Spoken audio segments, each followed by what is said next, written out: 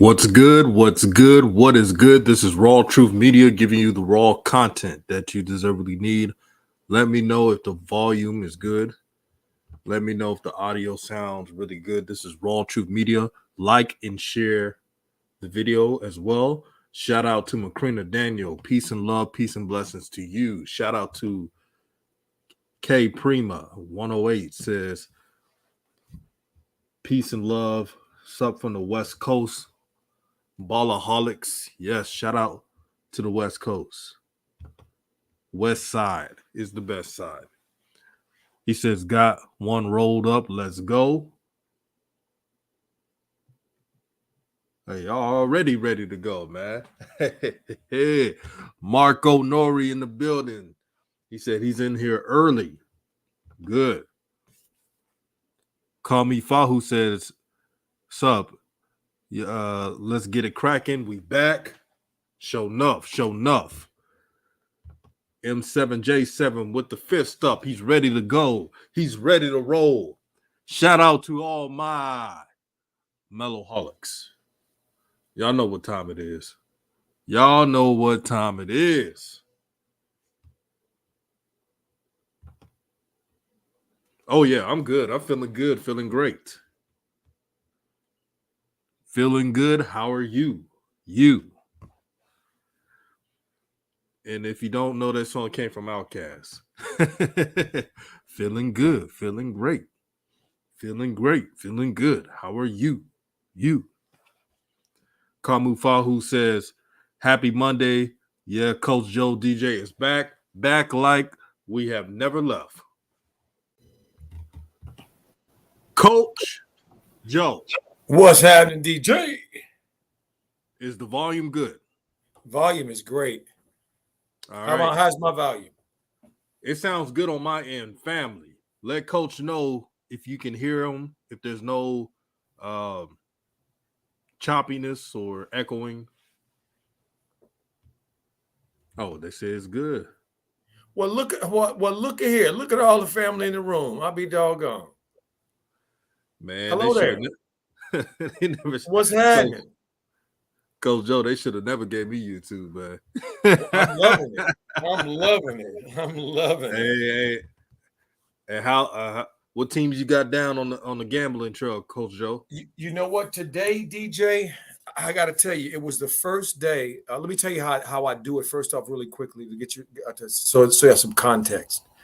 Each day I look at the games. I look at the 100%ers. I feel right. Who is 100%? I just look at it. Okay, they're gonna beat them. They're gonna beat them, right? And then I leave everybody else, and then I go through and look at them. This is the first time I don't have 100%er, and it's also the first time that I just picked with not having any clue because of who's playing tonight. I have no clue. Me either, man. It's weird. It's weird. I've never had this experience right now, and I think it's because of how much parity there is in the league. It is. Anybody can beat anybody on any given night. Man, who saw last night coming? I know I did. Which one? Detroit? Yeah, Detroit. I did. I saw it coming, and I put Detroit down to win on my sheet. Oh, that's smart. Because I felt the Hornets were going to get their chest swelled up because they beat Toronto so bad. Because they finally beat the bully. We beat the bully. They've been getting bullied. Now they finally beat the bully. So now I felt they was going to get young. They was going, not do what they're supposed to do, and they didn't. See the problem there with them good teams, DJ. Not only can they score, they can defend. Average teams can score, but they can't defend, and that's the Hornets. So they get puffed up when they score points, but they don't realize that ain't how you win games or get better. You got to be able to integrate the two, be in the good offensively and defensively, and they are horrible defensively because that's all they talk about is offense. Mm-hmm. And shout out to Kenneth McKinney. Yeah, because shout out to Thunder. Facts, because if you look at it, family, if y'all look at it, they have a lot of people scoring in games. They still ended up zeros. Mm-hmm. Still. Nothing changed. Nothing changed at all, Coach Joe. No, nothing at all. Because what can he change? Because family, my Lakers are going through the exact same thing. Okay, except they can't score. They can't. They're having a problem scoring, and they ain't defending.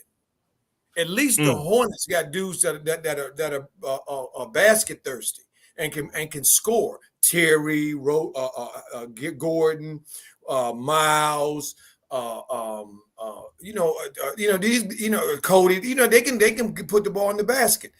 As the Hornets have been at the top in scoring all year. You realize that, DJ, right? Right. They've been rated in the top 10 almost all year. They were number one in scoring for like a little while this year. So they know how to score. Also, 3-point percentage, they were up high in that category as well. But every defensive marker, they are at the bottom of. But except Melo, when it comes to defense, is in the top 10 in like 3 categories. Here's what I don't like, Coach Joe. I don't like the fact that when they talk about defense, and it's really bringing up Lamelo and everybody. They need to bring up everybody else, but they're not going to do it because of the veterans. Terry Rozier can shoot any shot he wants and still not play any defense and get away with it all game. And I truly believe that Coach James Borrego is intimidated of not only his veteran players, but Terry Rozier. He doesn't say anything to him when he messes up.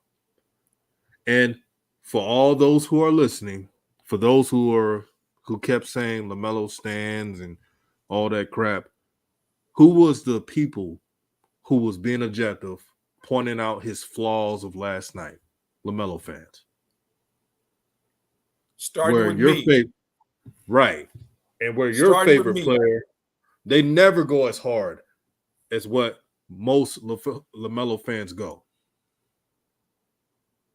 Got to be one of the most objective fan bases around.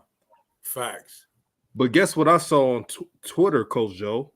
I saw people saying the Hornets lost the game only because of LaMelo. Oh, but you know what? But you know what, though, DJ? I'm happy to see that, to be honest with you. Because you know what it is? Because you know what it represents? This is what it represents.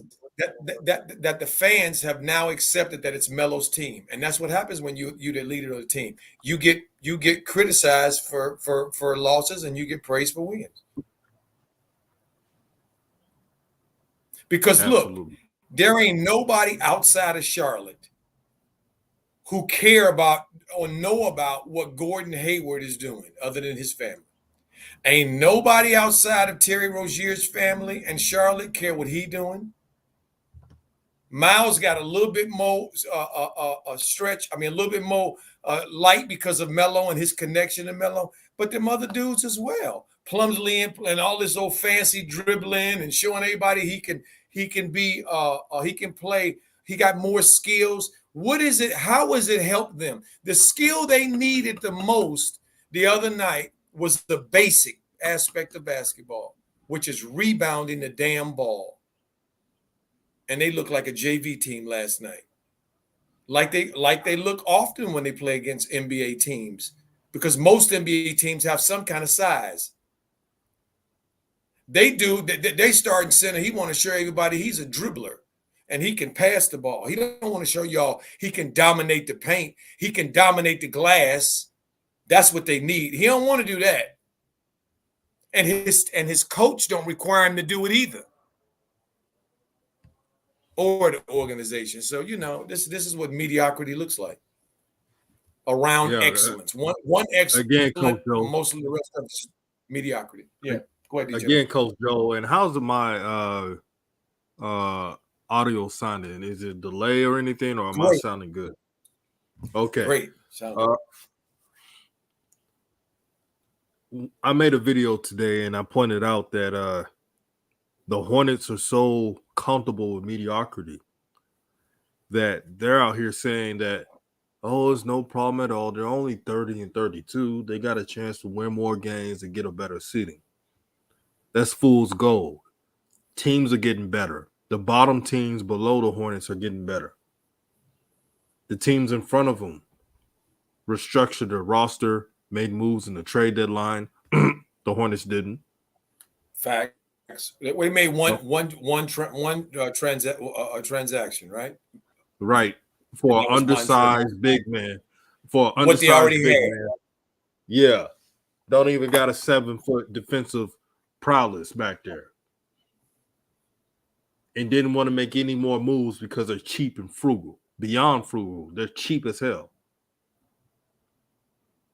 A team like the Hornets that does this quote-unquote flea market spending, you can never win in this league. You got to spend to win. Facts. You look at the Suns. You look at Brooklyn. I know you're looking at their record. They're going to win more games. I'm not even worried about them. The Sixers, Warriors, they all spent. The Dallas Mavericks even spent some money. But look at Lamelo Ball and the Hornets. They want the glitz and the glam, and they want what Lamelo provides for them, a fan base, buying all the merchandise. But they don't want to do that same thing and provide that same love by giving him a team that he could work with. Facts. You were saying, Coach Joe? I said facts. No. You was about to say something. Oh before. No. One of the things I was getting ready to that I was looking for while we're talking on this subject. I'm trying to bring it up now and see. See, for me, DJ, it's kind of simple. If you're trying to make movement, you're trying to improve your team, you're trying to get better, then it looks like it. You know, your actions will show that. If you're not, then your actions are not going to show that. So I wanted to look at the buyout market and see what bigs are out there, who are available now. They can make a move for if they're serious.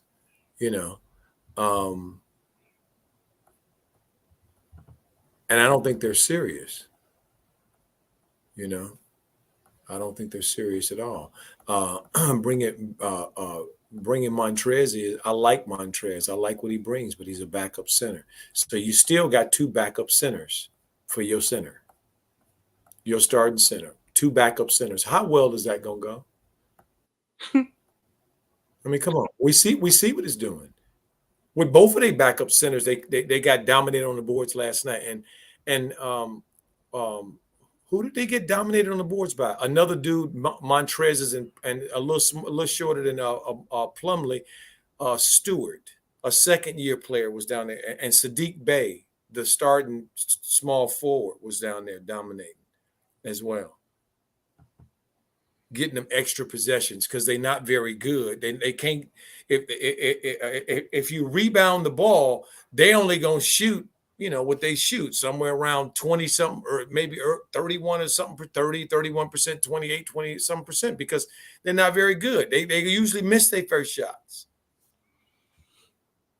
The Hornets was letting them get 3 and 4 yesterday in the fourth quarter in crunch time. It was ridiculous. And that's a fundamental of the game. See, this is DJ. What I love about one of the things I love about basketball, amongst other things, is that if you don't play the game the right way, okay, you may get away with it for a little while, but eventually it's going to bite you in the butt. See, it's going to bite you in the butt eventually, and that's what's happening to these dudes. They're not playing in the way that. First of all, that the personnel that are on the team can play the best at. Okay, they're not.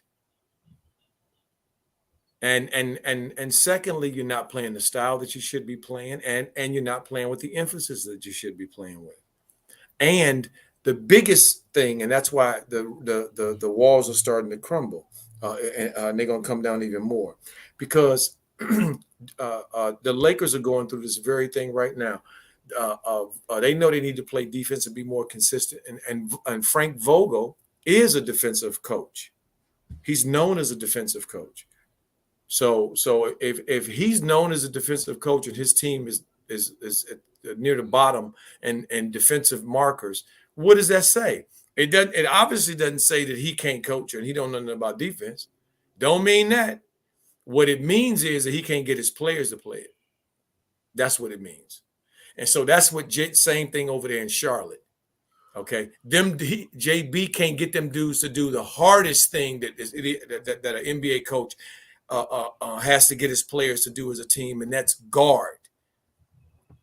Everybody buy in, and they ain't not buying in. Like we got people that don't guard at all. Terry, he don't guard at all. Not a lick, coach. And he played major minutes. PJ only guards when he wants to. Okay, he don't guard except when he wants to. But I got to get PJ some props to the fact that he's undersized and he's playing against dudes that are bigger than him. So I get it, But still, Hey, Coach Joe. Yeah. When the Hornets play defense, you know what happened to the league? Mm-hmm. Leads get blown.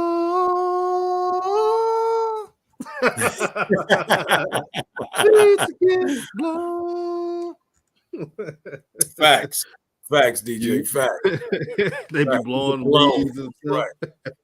That's right. You get blown. Okay, and that's what's happening to them. And see, look, one thing, because I see a fundamental of basketball being successful is what as their individual things and their team things. And the team thing is you must shoot the free throws adequately as a team, respectively as a team. You must play offense as a team. You must play defense as a team, and everybody must give their efforts. And the first thing principle is trying to keep the man in front of you. And the second thing is, if you can't, your team may be in a help position to help you. See, they don't do none of that hardly. The Charlotte Hornets. Nope. They look to see who could get the next shot. Selfish ass team is what they are. Everybody going for theirs.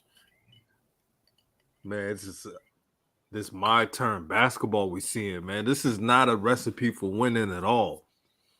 No, not at all. And Hornet fans who like to boast and brag that they've been fans for a long time, that's good to know. But just know that you've been used to your team being lethargic for over 2 decades. Mm-hmm. Mm-hmm. And you're getting used to this new criticism because you never had it before. Right. Facts. Coach, they'd be like, why are you criticizing our coach, JB? Right. His system, his culture. Right. This is the best we got. To be in a playing game, this is the best we could do. See, that's what they're thinking. You see, Laker fans, this season, they talking ish about players, coaches. Yep. It's normal. Yeah. It's normal for the Lakers. Yeah. And the Celtics. Celtics and any other team. Yeah. But with this team, you make one critique about coaching, rotations. Oh, you guys are just mellow stands. Look, no one would be watching the Hornets on national TV if it wasn't for Lamelo. This young man is a global superstar. They don't want to admit it. They want to treat him like a role player. I get it. But all that fanfare and stuff would not be there if Lamelo lucked up and it fell in the third pick of the draft. That's the truth. Facts.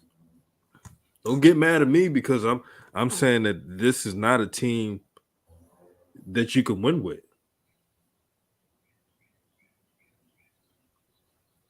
And for myself, the moves that they're making and the way that they play, tells me that they're not Melo's team, and it tells me they're not trying to win with Melo as their focal point.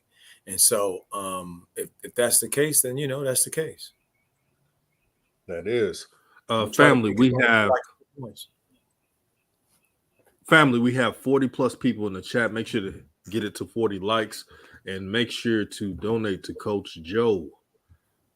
DJ, yes, sir. I wanted to give you my picks today. Mine's are Grizzlers. I mean, Memphis, Indiana, the Heat, Raptors, Timberwolves, Bucks, and Kings. So that's what I picked tonight.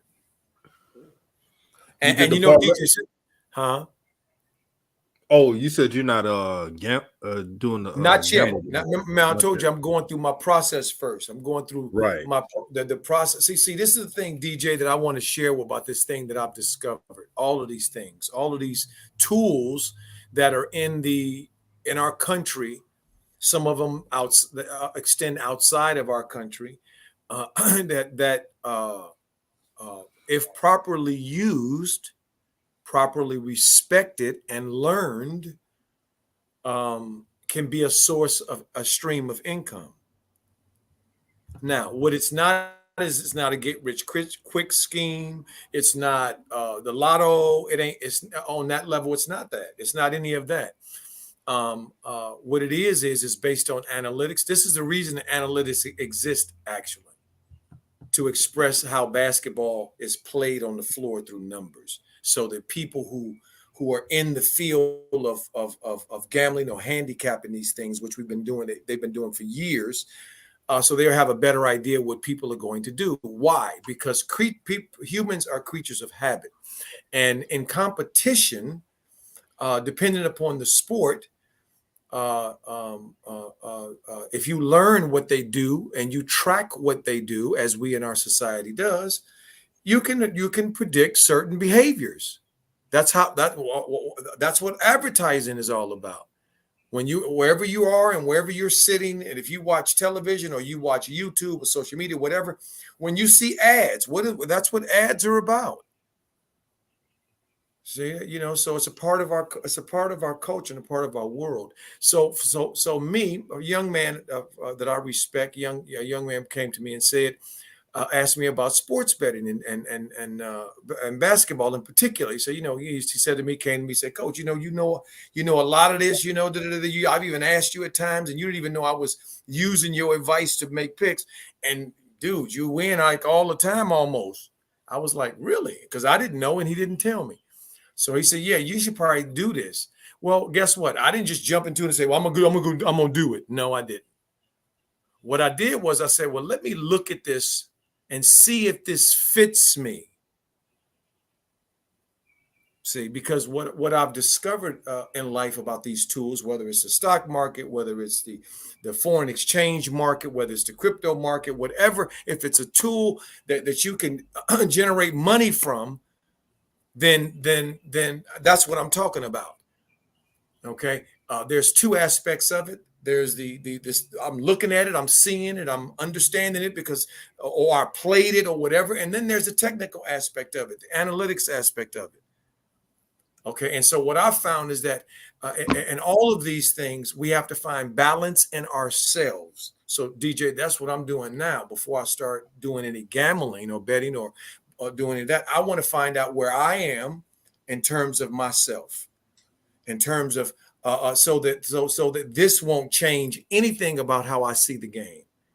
So what I'm doing is I'm just doing dry tests every day. When I wake up on the evening before bed, I look at who's playing the next day, and I just write down really quickly who I think is going to win, without thinking about it, without analyzing it, just kind of looking at it, and I write it down. And then at the end of the night, when the game's over, I just look and see how I've done. So I'm going to track myself to just see how I've done. And that's what I'm doing right now. You know what, Coach Joe? We should do. We talked about it. We should do a show to educate the family about sports betting. Facts. And I've learned so much from Coach Joe. I don't have all the answers, but Coach Joe, when talking about sports gambling, he broke down the psychology. And before I go on, shout out to the Pope B. Frank, man. Thank you for tuning in. Subscribe to his channel. Show What's love. happening, Coach? How you doing, nephew? Good to see you. Yeah, they loving the conversation, Coach Joe. Shout out to Nico Savage, my brother, man. King Nico, C. what's up, Nico? Man, I'm telling you, I used to be CD. Let me say this real quickly before you say right. that. I'm sorry, I didn't cut you off. See, me and most of our people, we have grown up outside of understanding the tools that this society that we have lived in, okay, how they operate on an economic level. All we know is a job and welfare and some aid. Okay, and now many of us are learning the stock market. Many of us are learning crypto. Many of us are learning that these different tools, because that's what they are. They're tools.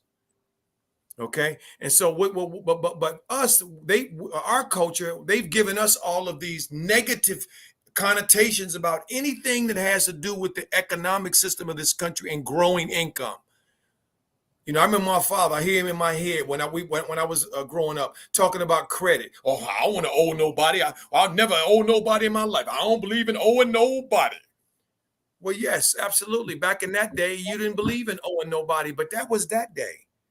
It was ignorant, but it was also that ignorance would keep you alive too. Back in those days, but we don't live in those days. And those of us in the United States of America are in the richest country in the world. There are in the state of California where I live, this is the 5th largest economy in the world.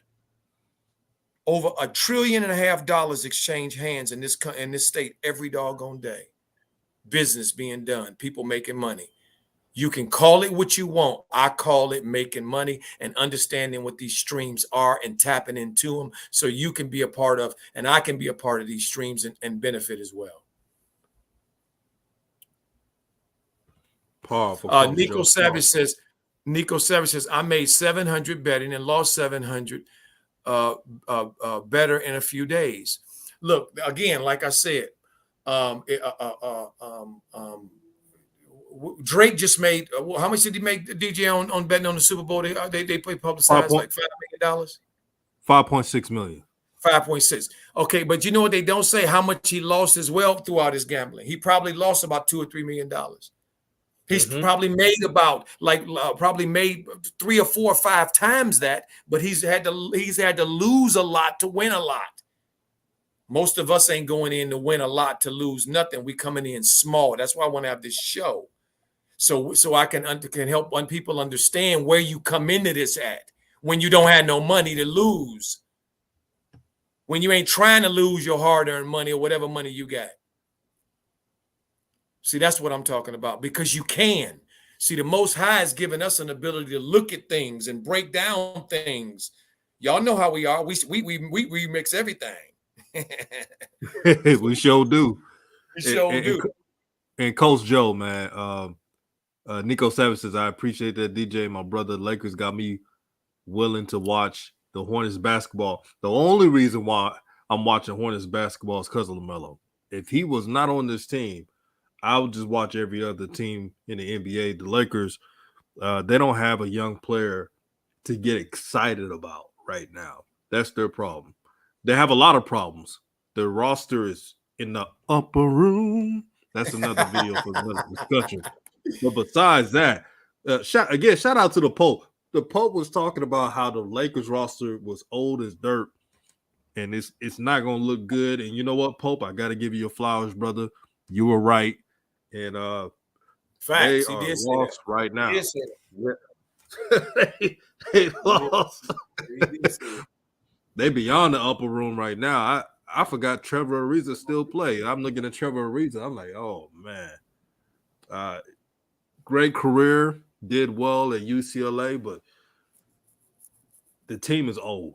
I got to be honest, Coach. You need older players. Don't get me wrong, but it got to be a balance. You can't just have nothing but old players. That's their problem. Just bad fits. Right. Not every fit fits. The Pope said it's called mellow basketball. That you ain't lying about that. So it's almost close to game time. Let's get our predictions in of what we think Melo gonna do tonight. Let me see. I'm going with. He always likes Milwaukee, and they play well against Milwaukee for some reason. I don't know why. So I'm gonna go with so far in his young career. 25. No, 32, 12, and 10. Triple dub for Melo, a big triple dub, 30-point triple dub. That's what I'm going with. I'm going with 23, 10, and 7. Facts. So 23 points, 10 assists, 7 rebounds. Okay. But I do want you to be Yeah, me too. I want to say shout out to many in the room here. I just jumped right in. Hello, Macretia Daniels, my sister. How are you this evening? Marco Nuri, how you doing? Crepta 108, good to see you as well. Kenneth McKinney, good to see you. Fix Lit, Tay Troll, oh my star. Stack ENT, Taufir, I see you. Lux, what's up? Call me Faye you. There he is. What's up there, my brother? Yes, the family looking so wonderful. It's so good to see you guys here. Look, we got another one here. We got another Melo, right? Another opportunity to see our boy Melo. Good, bad, and the ugly. And see, look, and I go by this. I go by this adage, family, and that's heavy the head wears the crown. So if Melo is the man, then he got to get some criticism too. So. Mm-hmm. Duke Tutwell says Melo at 30, 10, and 10. Macretia Daniels says 22, 12, and 8. King C, what's up, King C? How you doing? He says 34, 11, and 8. All right. Superior Trucking, 19, 8, and 10. What's up there? Superior, how you doing there, Young G? Good to see you. So glad to see you checked it. Tuning in. Yes, indeed. Man, I'm just loving it. I'm just loving it. To see all of these familiar faces, man. I just love it. Love it. So they came out with the game. Yeah, you see this DJ they over here really milking the Melo thing. You know, that's one thing about these dudes. They do milk the Melo thing, don't they? Yeah, they sure do. We got posters all over the wall, TV coverage, but they keep saying, "Oh, it's not about LaMelo. It's about the team." Man, y'all were losing before he was even on the team, and now y'all gonna preach that crap. It's not about LaMelo. It's about the culture of being mediocre. And see, DJ, this is their argument about last game. While we look at the poll says 27, 10, 13, and 3. This is the cold piece. Didn't they say when they lose and Melo don't shoot the ball well, he played well in other ways. He just didn't shoot the ball well. And I also saw him messing with that wrist again for the first time since the All-Star game. Okay, so clearly that time off did him some good.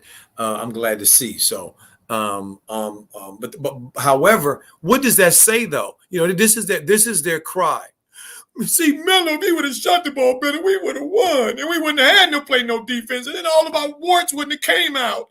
You know we need to be perfect, and Melo wasn't perfect yesterday. What's wrong with y'all? That's all they doing. That's all they doing. Okay, they the only team in the league that see a dude like Melo, a transformative type player, a generational type player. Magic Johnson talking about him, Hall of Famer. I can't talk about all the Magic Johnson. All the players, the former players gushing over him, and this little troll over there on that bench, and them dudes over there attitude is what? Well, see what? What is there to see? Ain't nothing to see here. That's their attitude. Boy, oh boy. and we crazy. No, I ain't crazy. I know what I'm looking at. Superior Trucking says, yes, sir, watching and listening to the game. Through y'all. Thank you, man. Thank you. Always supporting the channel, man. All right. King C says, please note my predictions based on JB staying out of the way. That's fair enough, my brother. Well, you know, hey, think about that statement, King C, and the enormity of that statement. Please note my prediction is based on the coach staying out of the way. Sad. This is where this is. And it's my fault. DJ, it's our fault. Here at RawTruth Media. It's our fault because we hold them to a higher standard. It's our fault. Whoa. It's the fans' fault. The fans' fault. Exactly. Man, that's sad, King C, that you as a fan, man, and no fan should be able to say stuff like, should feel this, that we got to second guess our predictions because we don't even know how the coach is going to use Lamelo. The coach? Yeah, the coach. Coach Joe, that's the reason why I put 23, 10, and 7. I really wanted to put 30 because he has good games against the Bucks. But I'm like, man, JB gonna be on that bull. He already convinced the media that, oh, the Hornets are better when LaMelo takes less shots.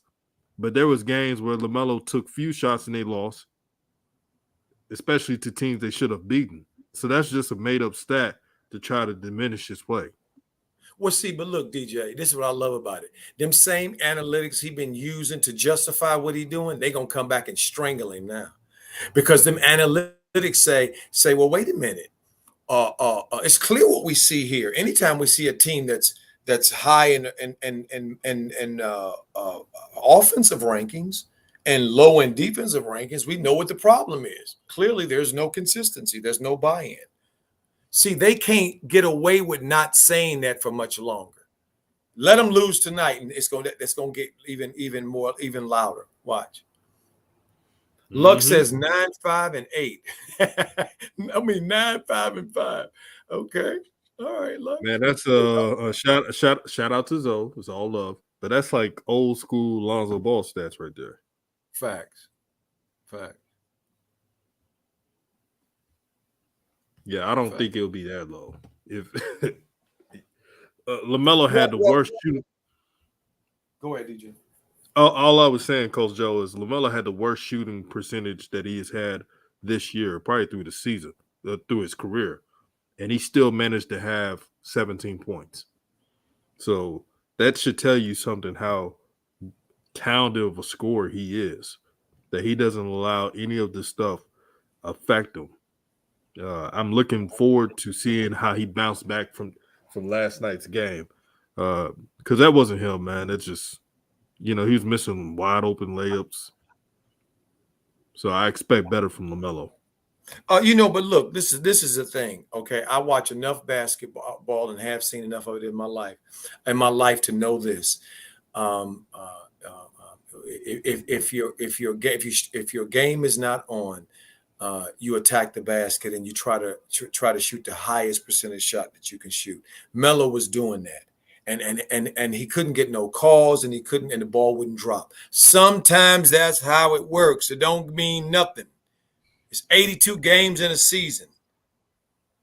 Okay, Steph Curry, the greatest shooter ever for almost a month, shot 18% or something. I mean, Dame Dollar shot 18% for like a month and a half from 3-point land. What do that mean? Dame can't shoot? I mean, come on. We got to change the narrative from from these corporate media's clowns that's giving us these narratives that don't make no sense, that are real only in somebody's head.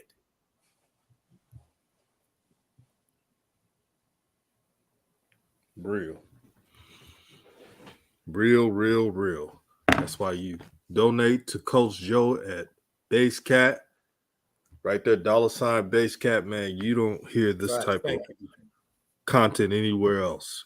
There's a lot of good channels, but the wisdom that Coach Joe just spews every day is coming from a coach, a father, a man of character. So shout out to Coach Joe.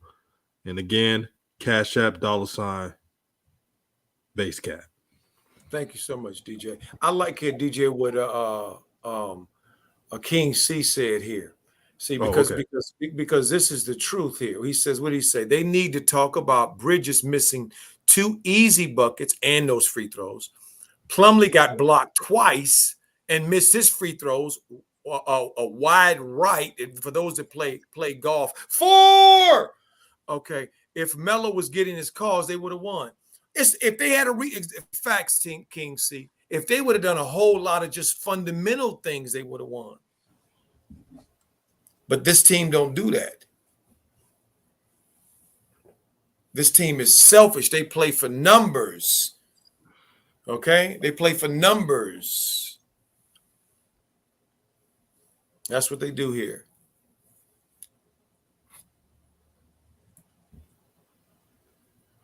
Okay, the tip is about to tip off. Is everybody about to tip off like me? All right, it's tipped off. Melo got the ball in the front court there. Drew is guarding him. You know, DJ Melo's had a lot of good games against Miami, and Drew hasn't played him very well in terms of locking him down as he knows how. Miles leads the Hornets off with a 3. Nice shot, Miles. For the Hornets to take a 3-0 lead. Oh, turnover. Melo over to the corner to PJ. PJ knocks it down. Melo with the rebound, back out to Terry. Over to they running their little motion offense right now. Back over to Miles. Miles has a clear mismatch on him. Clear. Okay. Grayson Allen is trying to guard him. Now, if Lil JB over there was a coach and knew what he was doing, you gonna call a play. That's the one you call. You spread everybody else out and get the ball into Miles, who has Grayson Allen on him. Grayson Allen can't guard Miles. He can go around him like he's a standing still. 3-2. Oh. Yeah, they're gonna be. I can tell you right now, family. Melo for 3. I'm gonna tell you now, family. If they better make shots tonight, from what from just body language, they better make shots tonight because Milwaukee's coming out focused tonight. Yeah, they got embarrassed that last game. They did. Last 2 games. Remember, they beat them in 2 in a row. That's a good sign for Lamelo to make that 3-point shot, but I want to see Lamelo attack efficiently in this game. I know it's going to be difficult because of the size that the Bucks have. Well, DJ, I'm gonna tell you, I'm looking forward to seeing Melo shoot the ball well, but also I'm looking for the float game to get back on because he gonna have to shoot the float game like he just was trying to shoot it right there, and right there, and Drew fouled him. He was going around the pick there to shoot the little float game. Giannis is just too active down there. Okay, and the way that the referees don't give them calls and let particularly Melo, let them get beat up. You got to be smarter than that tonight.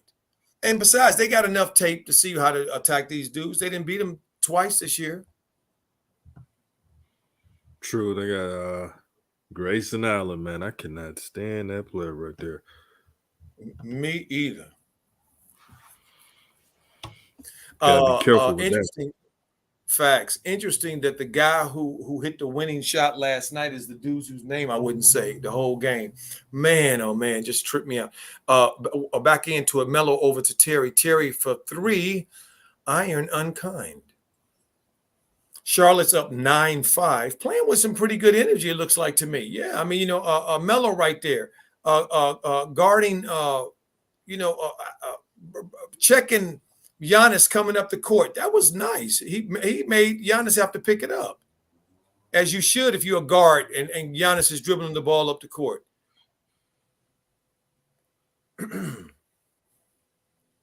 Bobby Portis with the 2, cut the lead to 2. 9-7 with 8:57 to go in the first. I don't like the pace right now by these guys. That's for dang gonna shoot. Melo for 3. Melo knocking it down. Bang, bang. Yes, sir. Yes, sir. Our boy is to extend the lead to 12-7. Melo is coming out very aggressive. Plumlee, give the ball to Melo. Melo across the timeline. Melo over to Miles. Miles got. There we go. Who are the two aggressive right now? Who is the ball finding, family? The two it should be finding. Melo and Miles. Those the two out there on that floor who should be featured, who should be getting the most shots when these five are on the floor. And then Terry after that. Melo with the ball across the timeline. Melo over to Miles again. Miles out to PJ. PJ around to Terry. 8 seconds on the shot clock. I don't know what Plumlee's doing. Melo for three again over in the corner. He's upset too because that thing looked good the whole way. Woo. It just didn't drop. Good googly goo. Iron unkind. That is some unkind iron there, boy. Marco Nori says they don't play for numbers, coach. They play to not give Melo the numbers. Man, you ain't lying about that. Hey, but Marco, I didn't say which numbers, huh? Good, but you're right. You're absolutely right. It's all about the numbers for these dudes. Giannis to the basket with ease. Guess who they remind me of? His teammates remind me of Rico from Belly. I'm about to drop a dime on these. Terry for two with the little half hook. Coach Joe, they out here sounding like this. Trouble was right there on that corner. Staring right at him. Yeah, they rolling hard too. They slanging real good.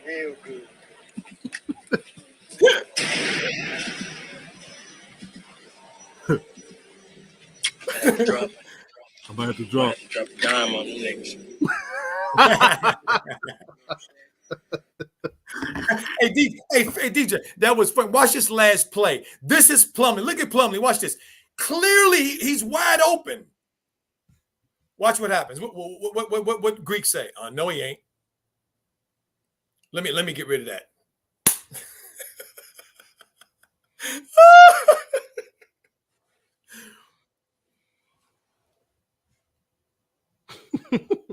Look at this.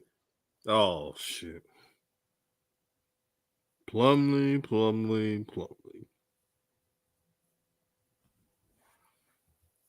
So the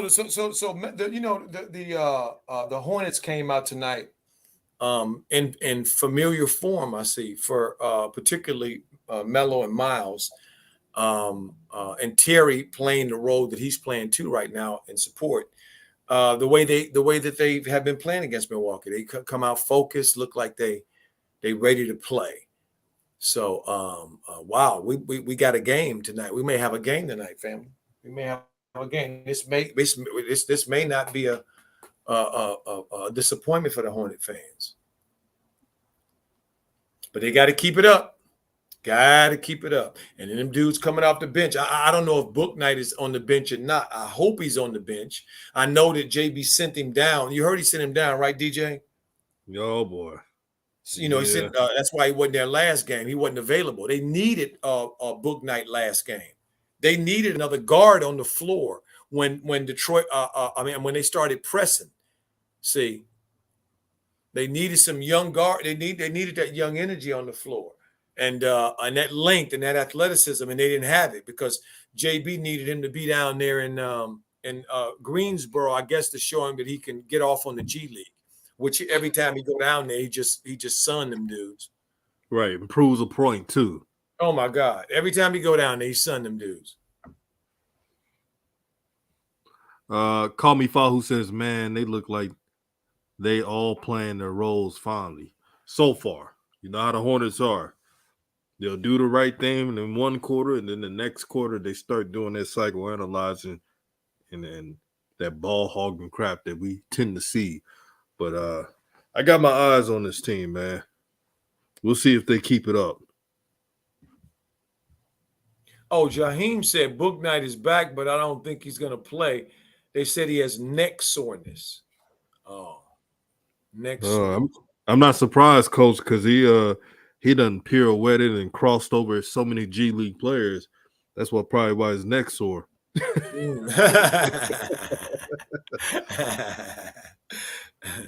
Marco Noor says Melo should not take threes early in the game, inside out after he gets a few easy ones. Just my opinion. Marco, I like that normally, but not against this team, this Milwaukee team. See, this for me, this is how if you remember those games, this is how they beat Milwaukee. They shot the ball well against Milwaukee, those other games.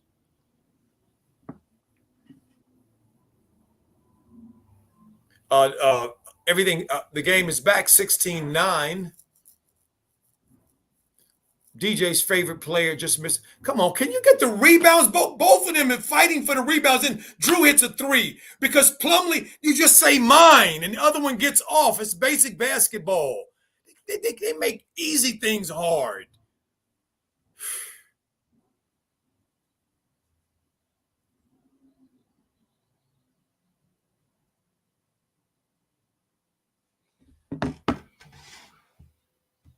So here they are going into Plumlee, and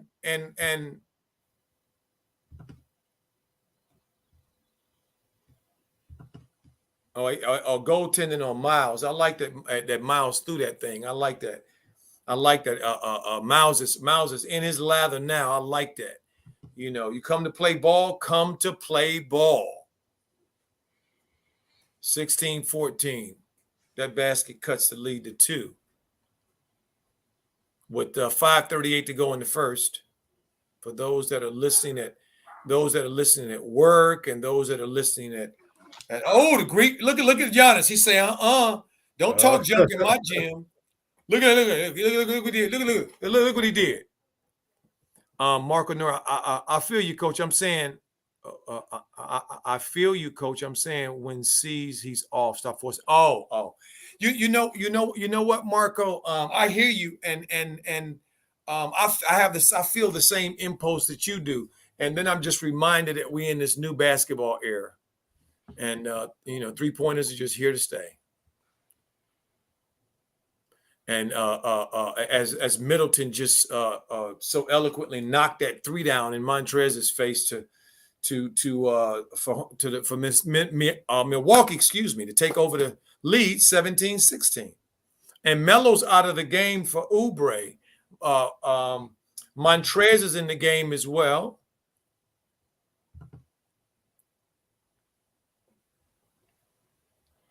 Marco Nori says, I feel you, Coach. I'm saying when he sees he's off. I just read it. Yeah. Okay.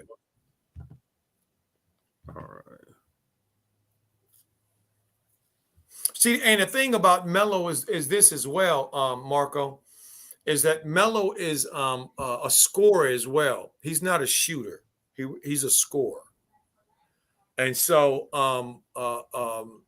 scorers have to shoot the ball because they next one can be the one that set them to go off on, we've seen Melo do it, go off on 3, 4, 5 in a row.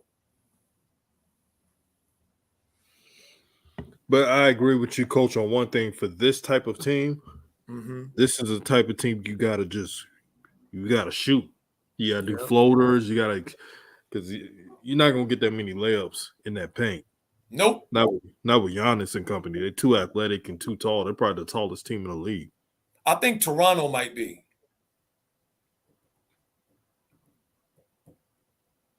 Yeah, I can see that. Toronto, I think, if I'm not mistaken, they got, I think, 6 players that they play that are 6'10 and a half, 6'11 to 7 feet on their team. That's a lot of big dudes. 19-19. Since Melo's been out, with what is it? 4-3 left in the game on my end. Where's your time at, DJ? My time is at 5:25. Oh wow. Okay. Wow. My stuff is lagging. I ain't gonna lie. You know what they was somebody said if you Refresh it. yeah, I think that's what somebody said, then you'll get right up to where we are.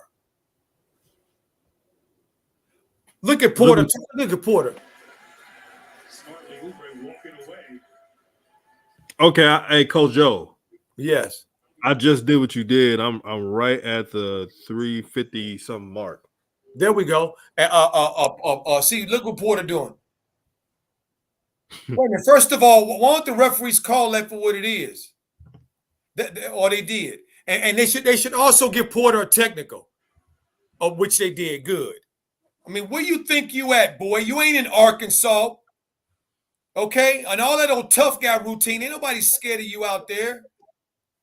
It's about getting that money. All that old tough guy looking at people with them big old pop eyes at times, like you gonna scare somebody. Them grown men out there, ain't nobody scared of you, and you ain't never threw down on nobody, and them eyes ain't gonna beat nobody either. Coming from somebody who got a family with big eyes, so save it, fish. You're a savage, Coach. He said, "Save it, fish." I mean, because look, man, I ain't with all that old phony tough guy stuff. Man, he tried to be Rasheed Wallace, huh? Tough guy stuff, huh? He tried to be Rasheed Wallace, huh? Want to whoop up on everybody? Yeah. Come on now. Oh, Morris, that's because Giannis is a star and they get away with, they could foul more, they could travel more. When you're a star, you get away with it. And they like you. And they've been told by their bosses to officiate you in a certain way. Okay? Remember, Giannis fits the narrative. And I'm gonna leave it at that. 23-21 with 3:31 to go in the first quarter. The Hornets up 2. Melo is over at the scores table. Looks like he's coming in on the next timeout. I'm just here to say that I do not like this new rotations of JB. I don't like it at all. It doesn't allow you to get in a rhythm again. Like I said, Melo is a Swiss Army knife. So he needs to be on the floor a lot because he does a lot. He impacts your team in a lot of ways. Offensively, defensively, steals, rebounds, both offensive and defensive. So he don't. These other guys are not like that. They only do one thing good. These guys. So you don't keep yo-yoing the dude who does the most for your team. In and out of the game, dude. Do that with Cody Martin and Terry. Dumb self.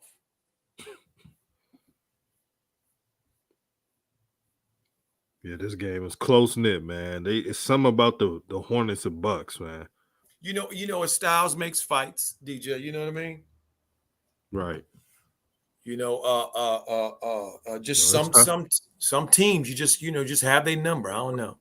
And look, Coach, ever since Lamelo went to the bench, and this is why I'm not in favor of benching players so early. And most people will say, "Oh, it's just the 4-something mark," but I'm a firm believer you don't bench a player unless they're tired, they're not operating the offense right, etc. They're now tied 23-23. These rotations are the reason the Hornets are below 500 right now.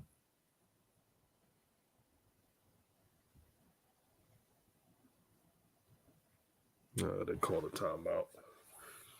Yeah, DJ, you certainly hitting the nail on the head because, again, here we are with 20 games left in the season, I think, for the Hornets, in an 82-game season, and you still fooling with lineups.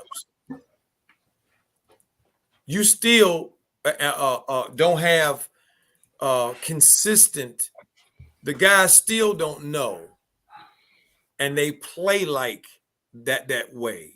They play inconsistent. The way that your system, this system that he talks so much about, the way that you are applying this system of yours, this is how the team plays. Whereas if when I'm watching these other teams, these contending teams, it just seems to be a consistency. It's been a consistency. The only ones that have not been that consistent are the ones who have had to make major changes. See, but he hasn't. He's only had to integrate one person. Montrez, that's it.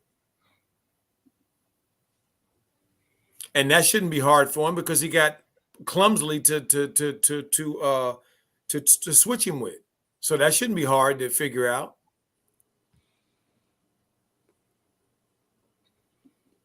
Coach Joe, I know we don't usually predict the second quarter, but what are some things that the Hornets need to do in the second quarter to get a lead and to make sure that they can win this game? Now, I know it's a tough feat, but they've beat this team before. Well, they beat them twice already this year. They got to make their shots. They got to move the ball. And they got to use their example and not do what Cody Martin just did right there. Shoot a three and hit the backboard. Okay, they can't hit the backboards. The side of the backboard. They can't do that. Can't shoot like you Mr. Magoo. Especially if you're wide open, like he was right there. Nobody really contested that shot. Mr. Magoo. So they need to make their shots. They need to use the advantage of that they're playing with. They're playing with that. They're saying they have an advantage in their size. They're quicker. Then be quicker. Play quicker. Okay, but don't walk the ball up the court just like Melo just did right there. Melo has to do that. Be aggressive. Push it like he just did there. They got to push it. A jog is the only thing I'll accept other than a sprint. But this walking it up, nah, that ain't. That's a no-no. Right in Milwaukee's hands. And again, he did that little floater move, and we point out we talked this about is the game to do floaters. We talked about that, didn't we? Right. If you think you're gonna get a clean layup against the Bucks, hell to the no. No, this team is not. I've seen other teams get it, like the other day when they played when the Nets ran the Brooklyn Nets ran them down. I couldn't believe it. They were getting what they wanted there. I was like, wow. 28-25. Hornets down 3. Shout out to the home. Minute to go in the first.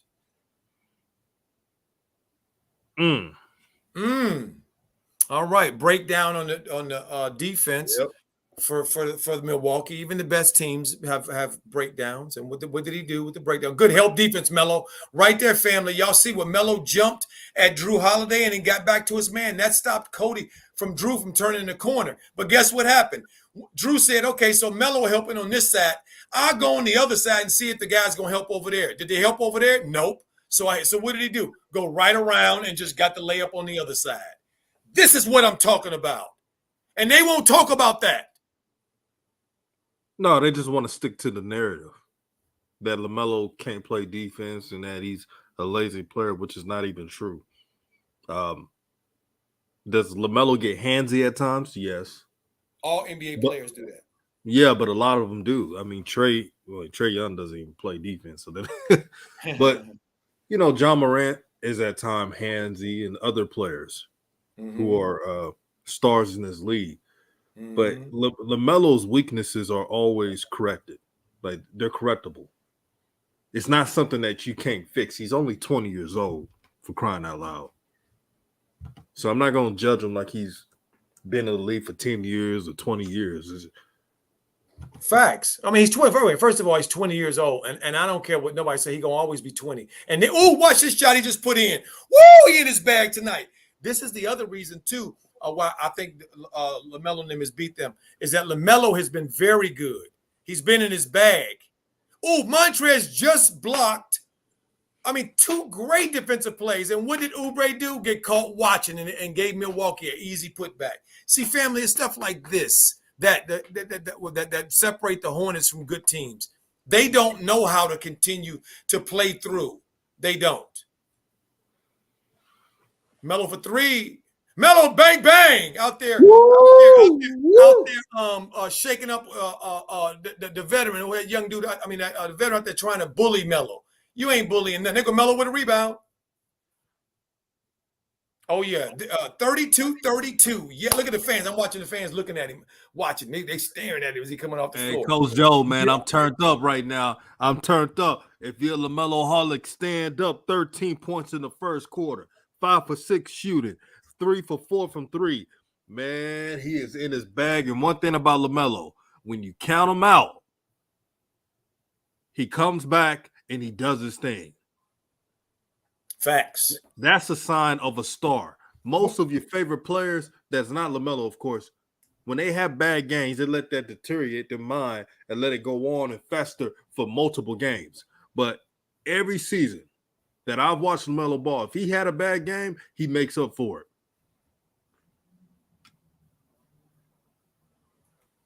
I couldn't agree with you more, DJ. And we all see. I had no issues when I was talking about why I picked Milwaukee. I had no issue with Melo. I know Melo gonna show up. I don't know of them other dudes who were gonna show up. I knew Miles would play hard, but I didn't know how efficient Miles would be if he wasn't hitting his 3, because then he would have to be driving into that paint. He would have to be driving into that size. See. And as we saw when he tried to drive in on that one time with the Giannis blocked his shot. So I didn't know what Terry was going to do. Terry doesn't normally have good games against good teams. See, so is he going to show up? Is Cody going to play well? I don't know. I don't know. He's just coming back from his injury, and he hasn't been the same consistent Cody that he's been before he went out on that injury. So it's a lot, that again, with a young team who is not very consistent, it's the other half. I mean, the rest of them, I don't know what they're gonna get. But you're right, Melo always shows up.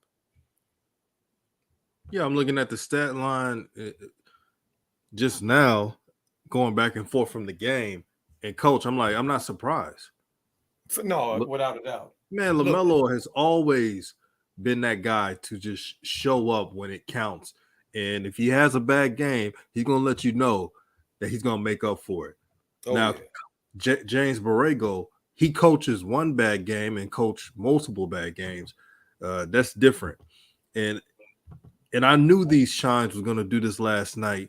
And I pointed out earlier in this video that they were going to blame LaMelo for the game. I don't mind them doing it because unlike their favorite coach, I know our favorite player, he's used to the leadership. He's used to having that pressure of being the best. And when you're the best, you always take accountable for losses. But here's a coach in James Borrego who never, ever apologizes for his mistakes. And that's why I don't respect that. As a coach, you gotta own up to it. Shout out to Morris. He says JB needs to leave LaMelo alone tonight. Coach, call the Hornets front office, please. Okay, Morris. I was just listening to Jamal Crawford a second ago talking about his assessment of the game. He said just what we're saying right here. The Hornets need to keep playing with a faster pace because that's how they're young. That's their style. This is what he said. They need to embrace it. Mm-hmm. They need to embrace it, and because clearly they're not. They haven't embraced it.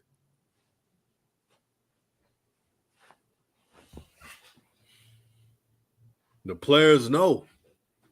The players know, Coach. Mm-hmm. And that's why I like hearing their perspectives, man. We need more former players in the media, in my opinion. All right. Let's see. Marco Nori says they are a young team, but I thought Terry was a leader.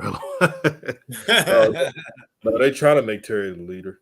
Yes, exactly. And leaders aren't you can't make someone a leader, especially in their eighth season in the league, ninth season in the league or whatever. You know, how long Terry's been in there for a minute. You can't make somebody a leader. Like the saying. That's why DJ. I'm sorry. That's why DJ. When Montrez came in, he filled the vacuum because they didn't have that leadership. Go ahead. No, you're right, and I'm glad you pointed that out. What was everyone saying about the addition of Montrezl Harrell? That he filled the void of leadership that they were lacking. Facts. There's a reason why they said that, because no one was a leader. LaMelo's 20 years old, so he's still trying to learn just like any other young player. You don't want your 20-year-old to be the leader of the team. You want a man to be a leader. You want your young players to learn leadership skills to develop into the man. Now, LaMelo still deserves the keys to the offense. That doesn't change. Facts. But they need to be more grown men keeping the ish real and not sugarcoating anything, no matter if it's the coach or the players. I saw a coach. Did you see that Montrezl Harrell was frustrated with the coaches? They try to dap Montrezl Harrell up, and he ignored them.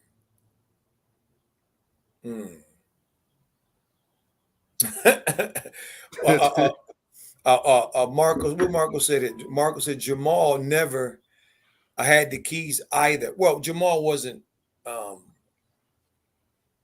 Full disclosure, DJ Marco has some great questions of comments. Full disclosure, and I have to break his down. I like breaking his down. Jamal never had any keys anywhere either. Facts, he never did. That's a true statement. But the reason he never did is because he was never a frontline player. He was never a franchise player. Okay, never. He was never that player. So you wouldn't build around anybody who isn't a franchise player. He said teams never built around him. So now this is supposed to be the Melo comparison. Melo never said anyone his favorite player. They forced him to say it. And the other thing is, as we get back to action, Jamal has been from what I've seen, a Melo supporter since he was in Australia, even before then, I think as well. He's been a Ball family fan, supporter for a while, from what I've understood. Am I wrong on that, DJ? No, you're right. Before it was even popular. Yeah, before it was even popular. Yeah. 41-32. The Milwaukee is pressing on the gas because the Hornets are not playing with ball movement. Melo for three. Look at him. He had to line that one up, and he knocked it down. Had all day. Could have had lunch and everything else. Woo! 35-31. Melo's got 16 so far. This is the other thing too, DJ. I remember every time Melo plays Milwaukee and Giannis, I will always remember that of Giannis asking him for his jersey. Mm-hmm. See, and I'm glad Thor's in the game because we don't see that all that stuff often. Where were you throwing that ball, Miles? Where were you trying to go with that one? That's an interesting little bounce pass he was trying to make. I think he was trying to do a nutmeg, the thing they do in soccer when they hit the ball between the leg of the. You can't do that in basketball. I know you, not unless you're on the run, son. Okay. See the isolation stuff is not going to work. Melo for three. A long three because the shot clock was running down, had to take it. Ball is off. Turnover. Oh, come on, Terry. Shucks. Melo knocked it away from the freak. Nice. Another very nice defensive play for the Hornets for Melo's aggressiveness. Come on, Montrez, catch that ball. Shucks. Look, see, DJ, watch this play right here. This is indicative of their size. Drew for three. Look, Melo just mugged Giannis on that play trying to get the rebound. I mean, he was just mugging him. He was just trying to, I just got to fight him for this thing. Shout out to Joey. He said, "What's up, panel?" What's up, panel? Marco say, Double Agent Miles trying to make a solo highlight.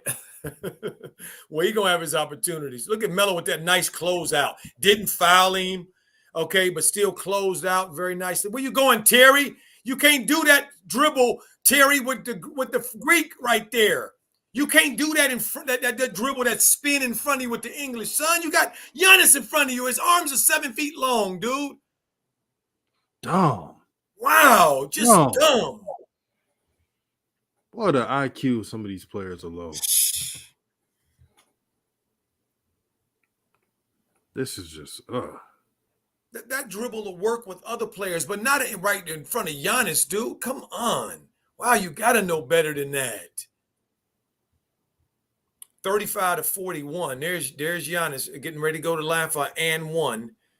Posterizing Thor, giving Thor something to talk about one day. This kid, hey, first time I played, against Giannis, he drop step and dunked on me.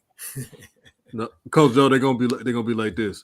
You know what? I played against Giannis and he freaking dunked on me, son. He embarrassed your pops, man.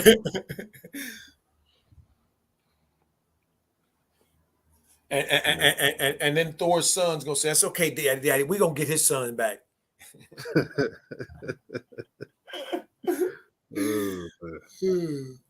And for me, guys, that's funny, real funny, and more than just a sarcastic way, because of the fact that I see so many former players, kids in the league.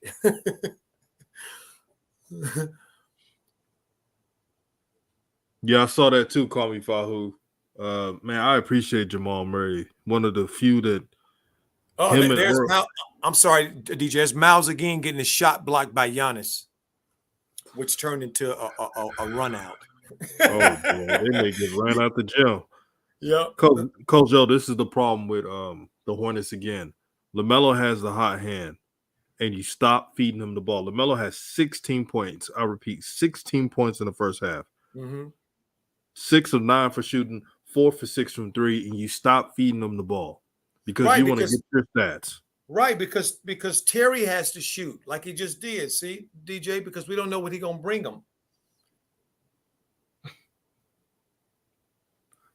37-46 with 7:59 to go. Melo's playing well.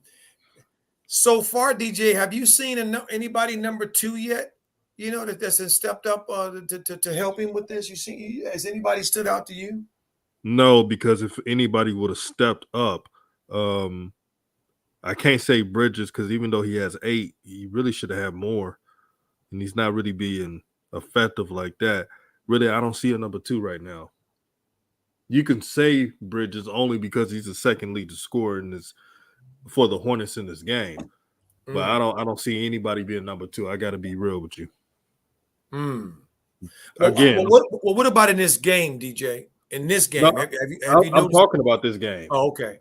No, for the season, I'm not seeing it either. I'm just seeing a little bit of here, this one, a little bit of that. Miles, I thought he looked like it in the first half of the first quarter, but he's then cooled down because he's trying to do too much. Mm-hmm.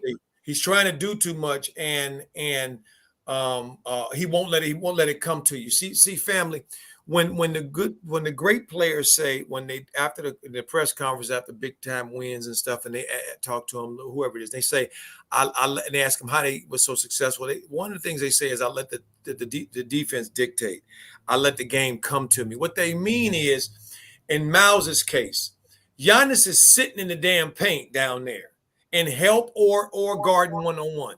So if you come anywhere near that basket, he is within a step or a half a step from getting right where you are and blocking that stuff. That's what's happening right now.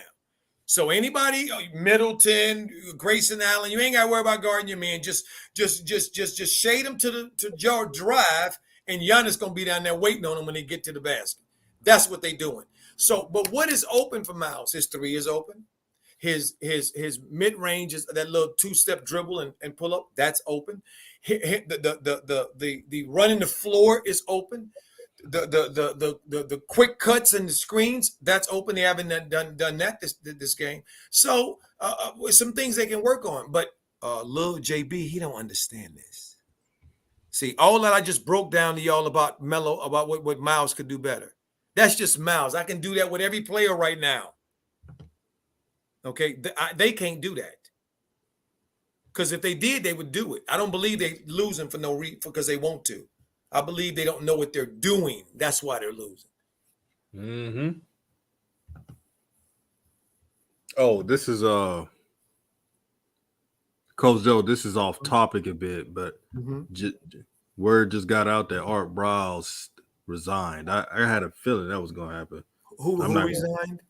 Art Briles. Remember from Baylor? Yep. Okay. Yeah. The coach at Baylor, right? Yeah, that was at Baylor. Dude, right. They had that scandal that went down. So he resigned from Grambling? That pressure, man. I made a video about it, Coach Joe. I said that pressure is no joke. Wow. Yeah, man. That media pressure, man. Well, DJ, what happened as far the way I look at it is this.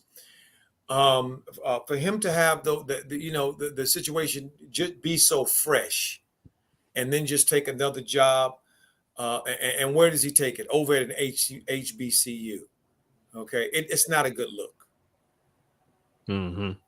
That's the thing for me. The only thing for me, it's not a good look. Now Giannis is not in the game, so the Hornets, if they play hard, they can get back in this thing. But they're gonna have to play hard. They're gonna have to play good team defense and play good team defense. Now let's see what PJ gonna do here on this play. Okay, very good. PJ gave Porter enough room to entice him to shoot the jump shot. Come on. Melo, there he is. All right, driving it in, didn't get the shot, but what he did was he forced that other kid in a foul to get to the free throw line because I noticed he saw he didn't get the corner like he wanted, but what did he do? Pump faked him. Exactly, that's another part of the game. Fundamental. Come to a jump stop, pump fake him. If he go up, and then you go up. Fundamentals of the game. Michelle R said Hornets need to play to their strength. Yeah, they need to keep doing that, man. They got to run this team out the gym. I want to see Melo.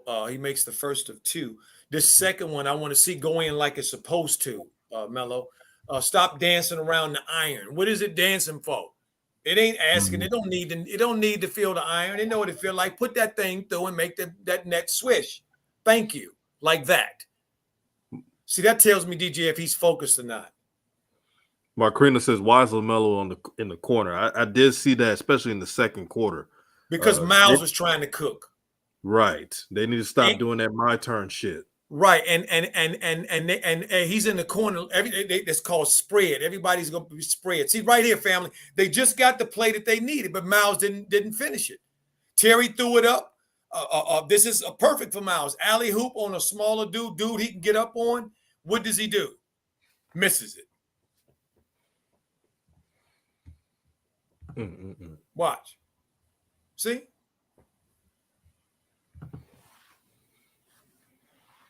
And ended up picking up a foul. Now Milwaukee is in the bonus already. Oh my stars! Milwaukee's in the bonus at 6:35.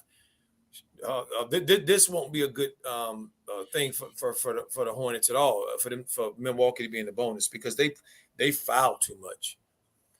They don't play good enough defense, and so if they in the bonus at 6:35, oh my stars, man, we could be looking at them shooting 15 free throws the rest of the quarter, man, or more. DJ, you know that? Oh boy.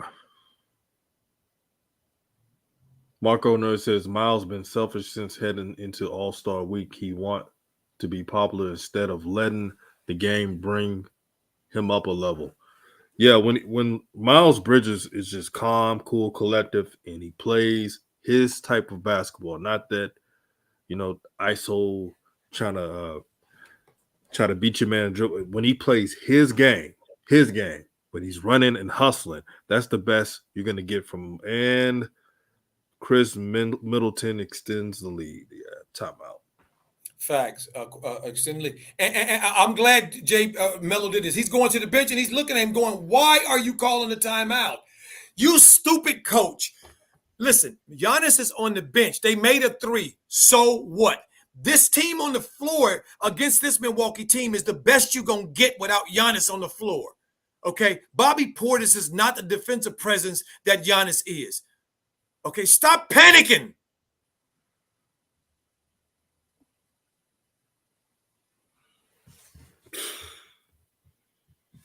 We don't need to give Giannis more time. He's on the bench resting. Let him sit there.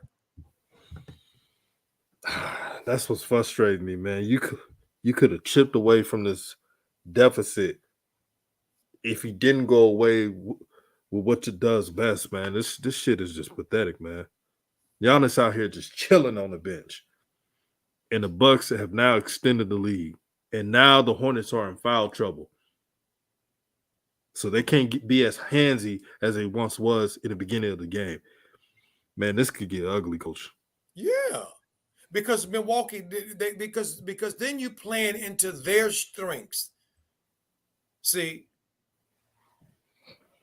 you see that comment right there by Morris, Coach? Huh? Morris, good. He said no one is pump faking a bigger team. No pump fakes, none. Facts. And what did he do? And what did JB do? Call that timeout to take Melo out. The only one that's having any success driving the ball in there, being aggressive, driving the ball in there. Miles is not having success doing it. So you take out this dude is so stupid. It's ridiculous with his small mind. Look at Miles going to the basket. What did he do? He missed it. Okay, so if Melo is in there, you got 2 people that can go to the basket.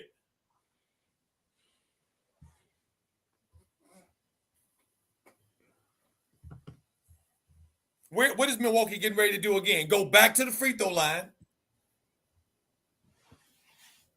Miles picks up another foul.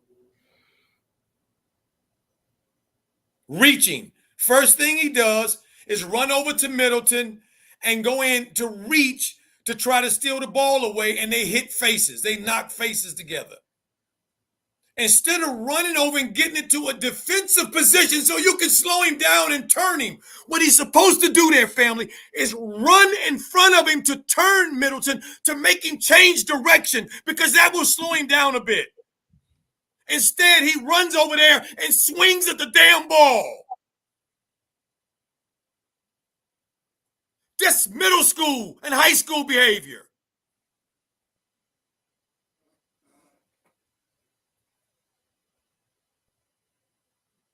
And Maurice Lewis says it right. How do you take your highest score out? Shaking my head. Exactly. I'll tell you how you take him out, because you don't care. Because he's the only. Look at Terry trying to dribble through 3 people. Look at him. Trying to dribble through 4 people.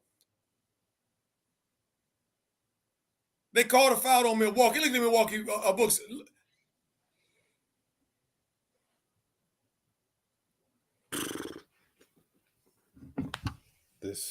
And it was an offensive foul. Terry is gripping Bimby's ass. Family, watch this on his play. He is gripping Bimbley's behind going around that play, because he ain't quick enough to get around him. Now, they just got a basket on a give and go. That's how you got to score against this team. You got to move them. Use your speed against them, fundamentally. Look at Cody. Look at Cody running around in circles like Willie go around in circles. Dun-dun. Willie fly high like a bird up in the sky. Looking ridiculous.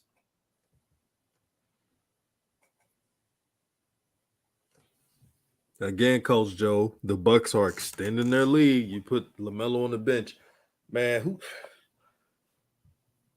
what's the point of it? What's the point of benching Lamelo? Like, there's no excuse. You can't say, oh, we want to give Lamelo rest, because I don't think he looks tired. I don't think he's looking sluggish. So what's the point? The point, DJ, is for him to make a point that he don't like Melo. And he already told us this. And I'm not, and he already told us this. He said it. This boy drives me crazy.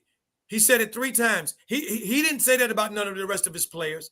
The rest of them drive me crazy. But to him, the dude that's doing the most is the one that's driving him crazy.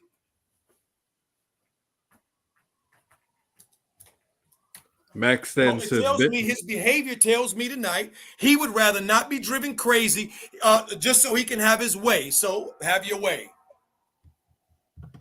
Another turnover. They almost up 20. And let me tell you something, family. Who do you think on this team in the second half, when if they keep playing like this, which they clearly look like they are, and Giannis is back in the game to extend the lead. Plumsley got a offensive foul charge. Good defense, Plumsley. Broken clock right 2 times a day. Did something right finally. Let me tell you who gonna care about who is going to care that Milwaukee lost.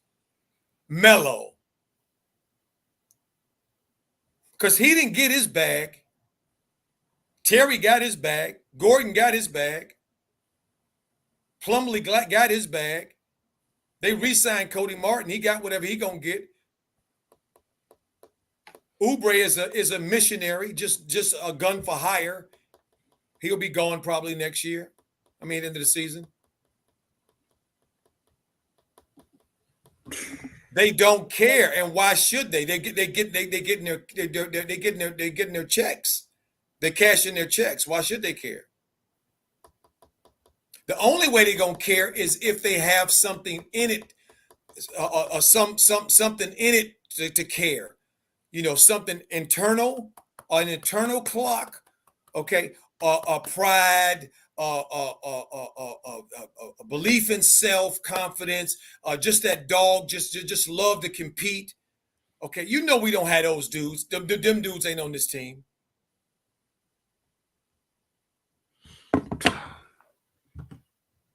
Maurice says, no way LaMelo stayed with this team. The Lakers, I'll bet, is already talking with LeVar.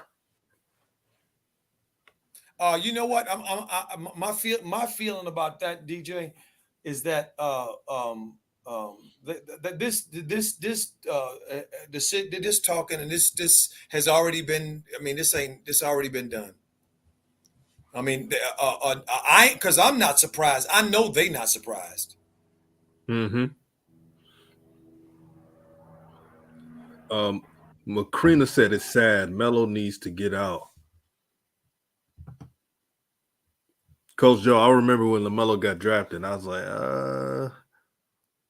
like, I was happy to see the moment of him being drafted, but I was looking at the team. I know Jordan is cheap as an owner, and the GM and the coach. I'm like, oh boy. I was happy for the moment, but once the draft was over, that's when reality set in. I was like, man, this is going to be an interesting team. Because you remember the pre-lottery show? Yep. I was like, man, please, Bulls be the third pick. Because if LaMelo's not 1 or 2, I said this, Coach. I was like, man, if LaMelo's not 1 and 2, at least the third pick, if the Bulls have it. Can you imagine if the Bulls would have had that third pick and picked LaMelo? Wow. They were that close. DJ, I can't get over the fact. I can't get past myself that the Golden State could have had him. God, yeah. dog. But they keep saying, "Oh, well, we need a big man." Man, they played multiple guards for the Warriors, right? And the big men are not really involved. They're the cleanup man. Look. They every championship they've won, they've never had no dominant big man or no big man to be featured. So all of a sudden, now you need a big man. Call me Fahu says, man, if Melo, Miles, Bouknight, Kai Jones, I wouldn't mind watching a rebuild season next year. Well, they were supposed to be rebuilding this year. No, not according to them. According to them, they were supposed to be taking the next step to make the playoffs. To barely make the playoffs. No. To make the playoffs. That's what Cupcake said. The general manager, Cupcake. Okay. Yeah, Mitch Cupcake. He said that.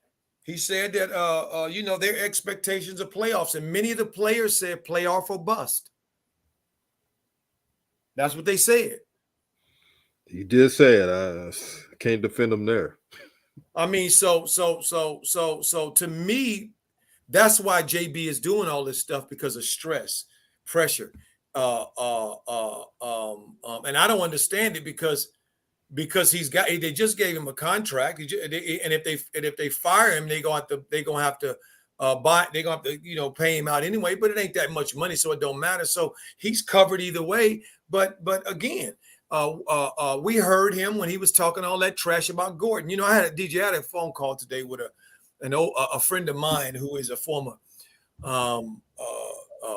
season ticket holder for the Bulls and saw a lot of the Michael Jordan era and all that kind of stuff. And know a little bit about the game, And so we were talking today, and he's a part of the Dominant Society here, and so I asked him about Gordon, what's his thoughts on Gordon were, and he said that he's just like who was the dude that used to play for Memphis?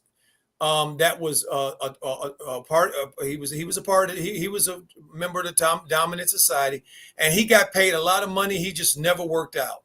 He got paid a big bag, and he was always hurt. You know what I'm talking about, DJ? Family, y'all know what I'm talking about? Wait. Kozo. Mm-hmm. Can you break that down again? Because I just received a call. No worries.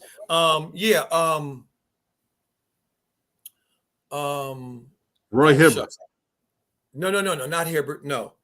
No. He was from the Dominant Society, DJ, that tribe.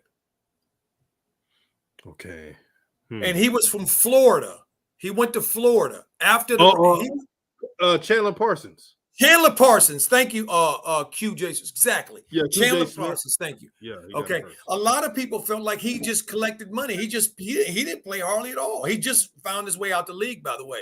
And that's what my buddy said about Gordon. He said Gordon reminds me of Chandler Parsons.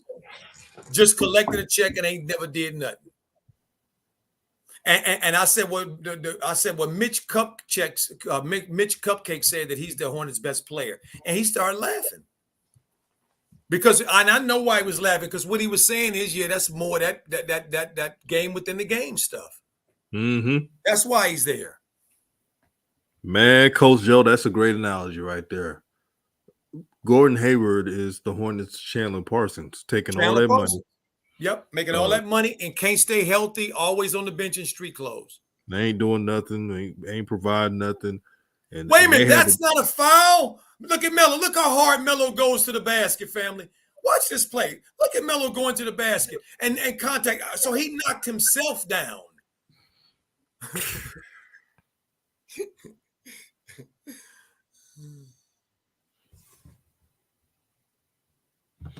Marco Nuri says they was taking a step, but then LaMelo narrative started. They we are a team, just not LaMelo's team. That's the problem. They need to start being LaMelo's team and stop bullshitting. Facts. This organization has never won anything significant, even when they had Alonzo Mourning and Grandmama on the same team. They didn't go far. Talented players, but they didn't go far. Mm-hmm. Larry Johnson, he went farther when he went to another team, which was the Knicks. Mm-hmm. Facts.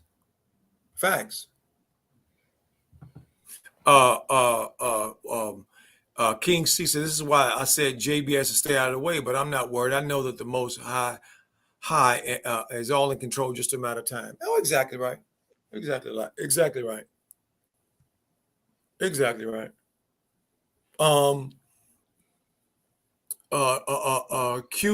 QJ Smith said Chandler Parsons had more dog than Gordon. For me,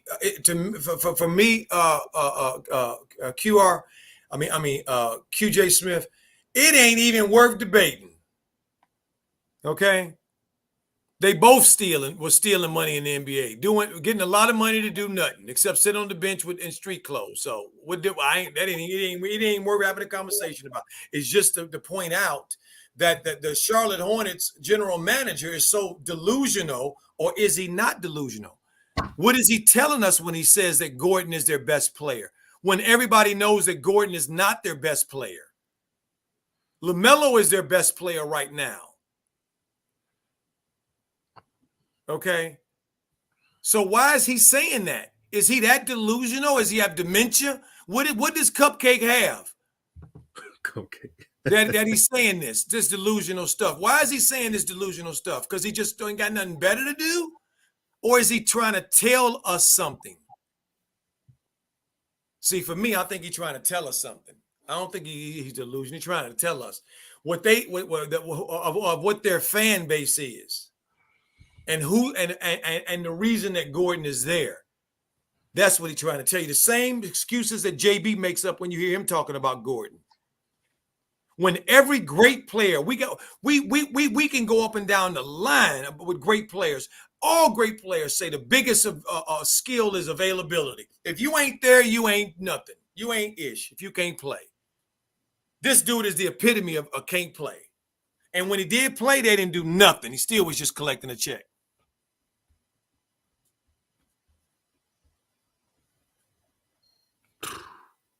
Morris Lewis says Gordon Hayward reminds me of Walton when he's with the Celtics. Larry Bird said he was worthless with all the injuries.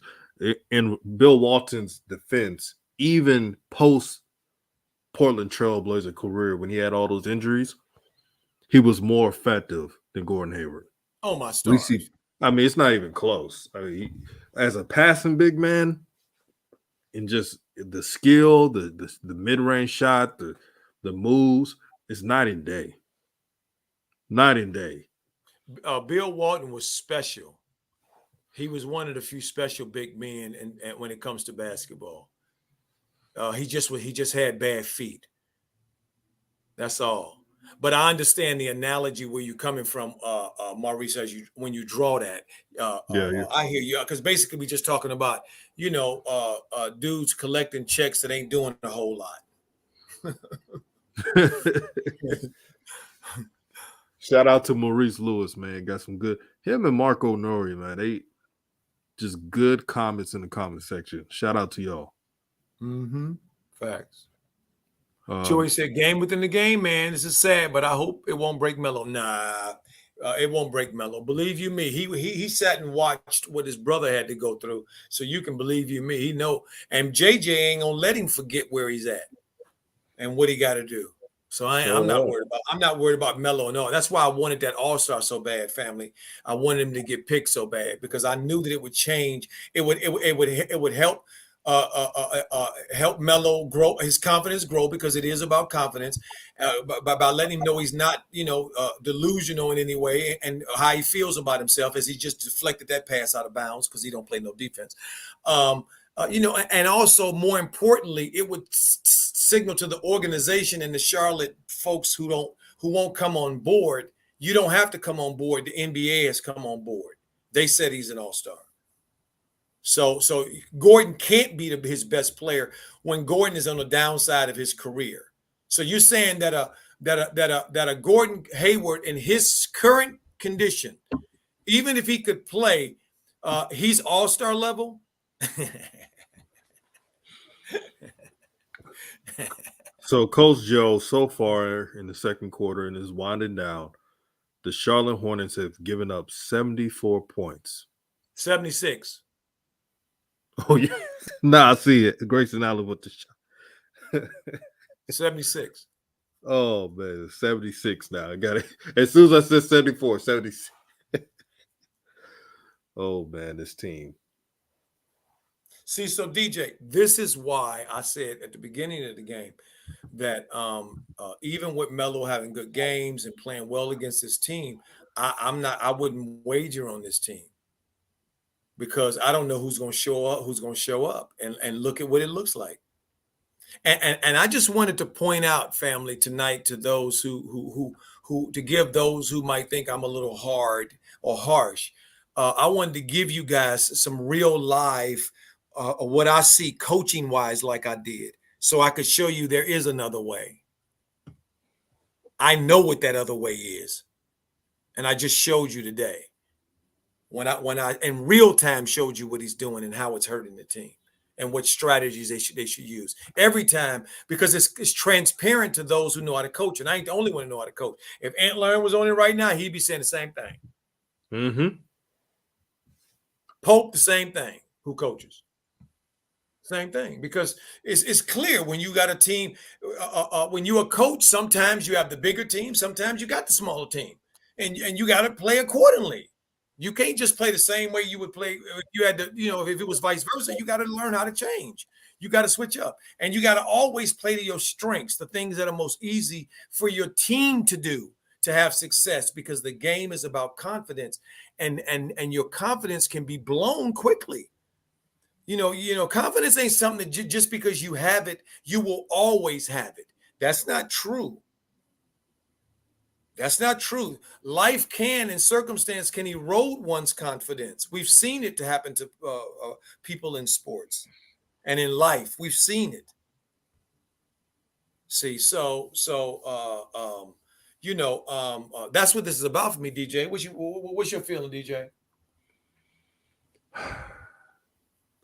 This team, man, it's I don't know how we even do it. I don't know how fans of Lamelo or even Charlotte fans are able to watch this.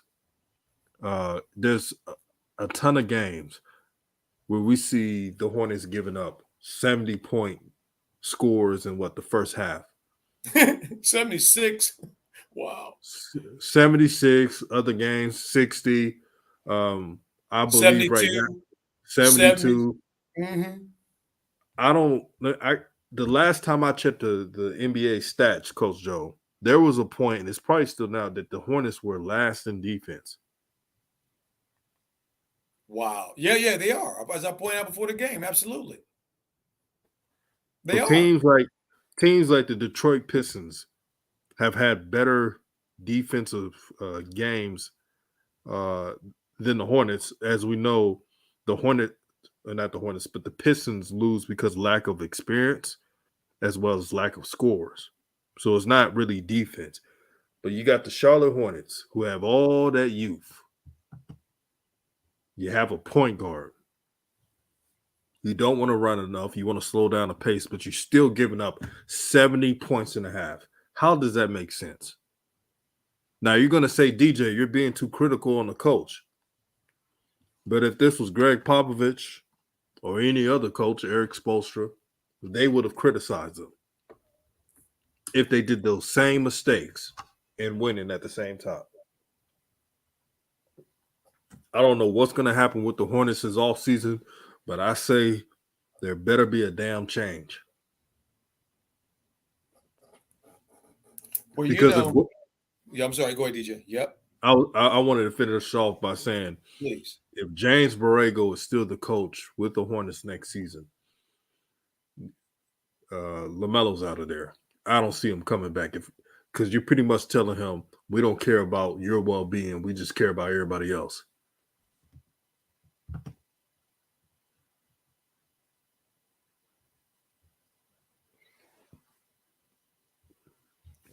Michelle R says, so what Charlotte's saying is money gets tied up, so people of color can't get paid equitably, properly. Shaking my head. Yeah, it's a mess. Call me Fahu says he trying to hide the fact that he messed up, giving them the big contracts. That's exactly what it is. And failure to own up to the mistakes. I'll be the first one to say, if the Charlotte Hornets fix their wrongs this offseason, finds a way to get rid of Gordon Hayward, who's always injured, move Terry Rozier, and get players that fit in, all would be forgiven. But they don't want to seem like, oh, we messed up of overpaying guys. Everybody does it. Every team has a point of time where they overplay. Even the Lakers have done it multiple times. But it's what you do going forward. Max Sten says Gordon and his YMCA moves is the best of anything on this team. YMCA move. Michelle R. Go ahead, DJ. Sorry. Michelle R says, man, Melo was triple team. He sure was. That's respect, man. When you have a team like the Bucks triple teaming you, that means you're really that guy. And that nobody else, they don't fear anybody else. They don't fear Terry Rozier. They don't fear any other player on the Hornets but LaMelo. That's right, because Melo is their best player and he generates so much for them, and he breaks down the opposing defenses when he gets in the middle. See, if they had a rim runner, if they had a rim protector, and somebody who could catch lobs and stuff, when Melo drives in there around that pick and roll, and Giannis comes over to help, Melo has the ability and the skill to get the ball to the roller. See, to get to the big man by catching Giannis out of position. But they don't have that option. So Melo's got to create something. So let me tell you what he does, DJ. When he goes in and he turns the corner and Giannis is there, he either going to shoot that floater or he going to throw it to one of the corners, or the right or the left corner for whoever's in the corner for the three. Because those are the only option he has. But if they had better players, he would have way more options. So that's what I see.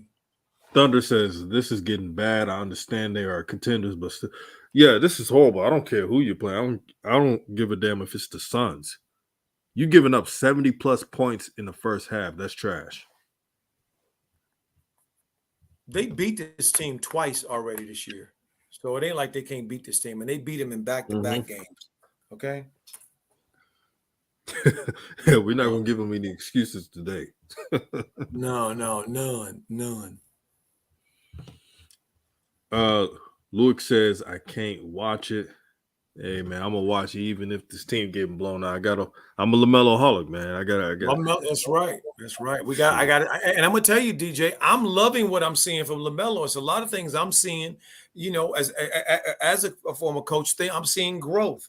I'm loving it. I'm seeing him, doing his thing, because that's why I'm here. I'm reminding myself that as well. I'm here for LaMelo. This is about LaMelo and being a LaMelo-holic and watching him on his journey. The rest of these dudes come along with it, but it ain't about him. What did King C say about Magic? He said, Magic and what did he say? Magic, an all-time great. Eric Spoelstra, top 15 coach ever, and every great player in the league singing LaMelo praises. The NBA commissioner handpicked Melo. And this damn Hornets team still fast asleep, shaking my head. Exactly, King C. Exactly. And Superior Truck, he asked what the coach, the score is. Superior. The score is 76-53. The Milwaukee Bucks are taking their belt off on them tonight. Okay. Taking a belt off on them tonight.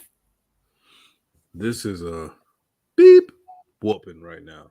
Oh yeah. DJ, I'm just checking No, he didn't play. Well, yes, there it is. That's why they lost. Okay. I was just checking to see my games from earlier, right? Mm-hmm. So check it out. So far, I've only lost one game. I'm winning on all the rest of them. Now, is that a parlay or you did that separately? No, I'm saying, remember I said I wasn't doing it yet. Yeah, you was. Yeah, you did. Sorry about that. And you know what? The one I lost right now is the Pacers and the Magic. The Magic beat the Pacers tonight.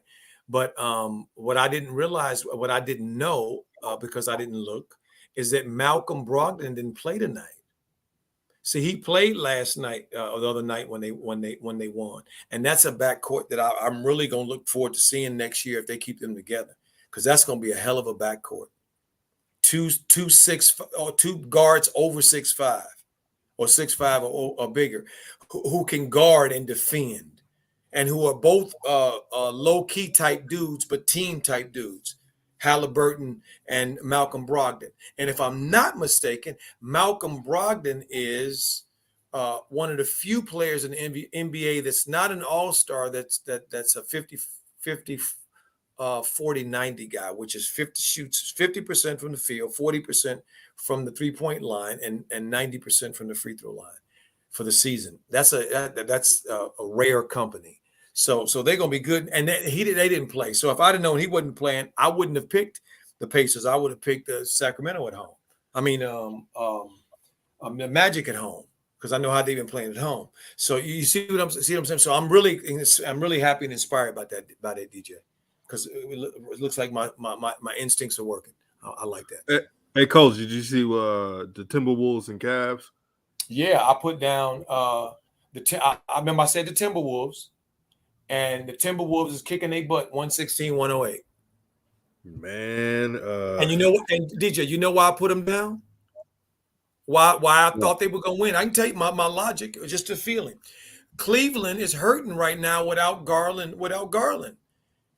And Rondo got hurt. See, Rondo was supposed to be their backup when Garland didn't play after the All-Star break. But Rondo got hurt his first game back. So now they're playing with Godwin.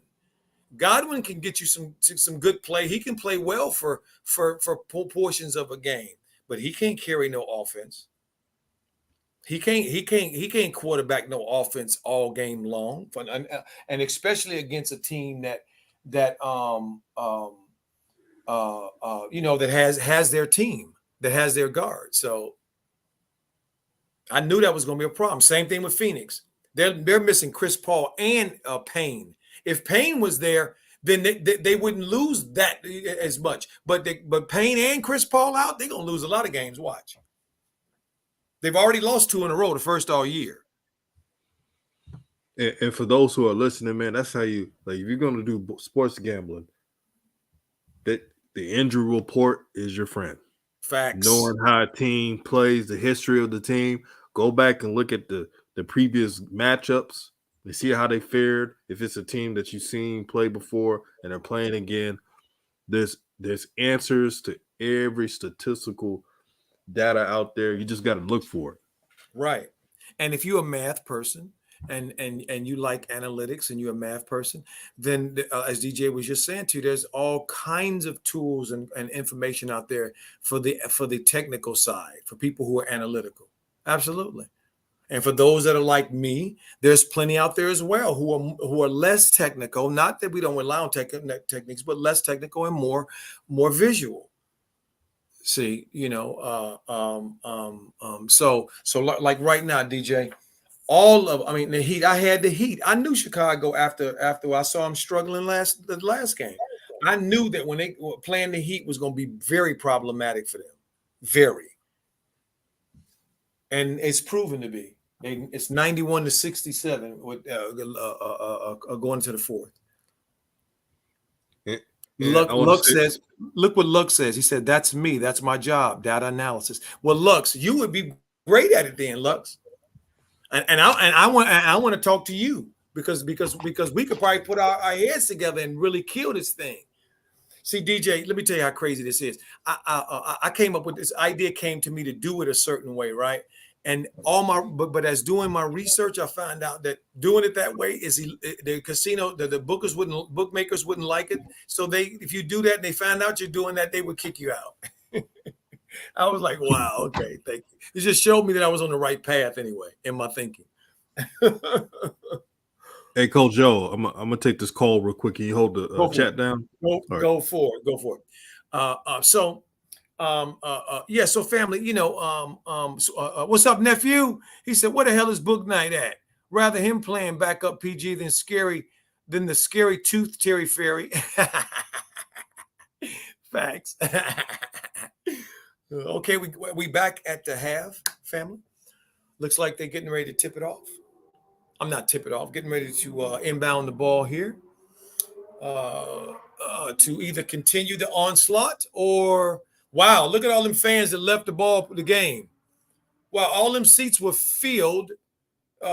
Family, look at all them seats right there in the center court that just bounced.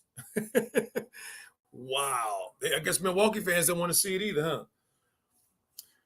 Plumsley with the ball. Oh, he's waiting for Miles to get it. Okay, Miles back over to Plumsley. Now he's gonna try to shoot it over Giannis. Oh, Giannis says, "Shoot it! I dare you," and I'll beat that thing back to Africa. What did he do? Throw it back out to Miles, who missed the three.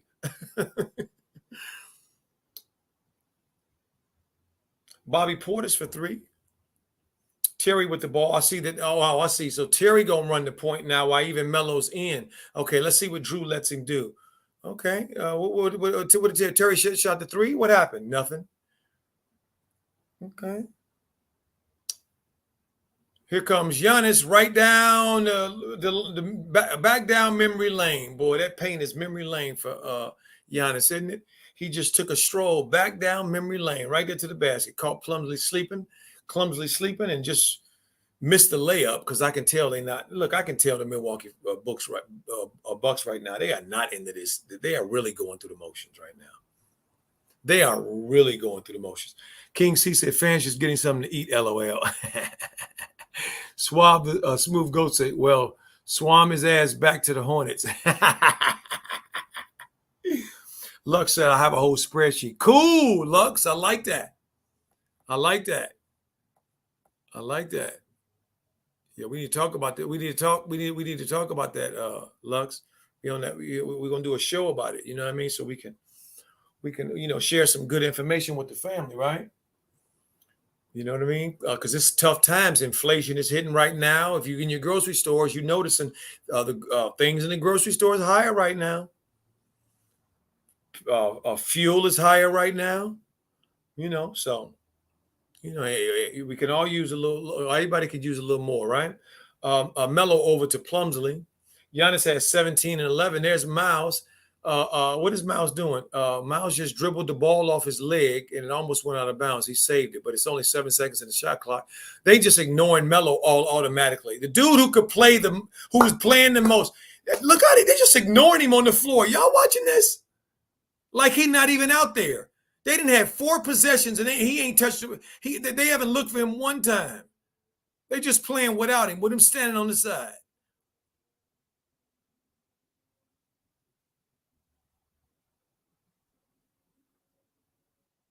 PJ with a 3. Knocks it down.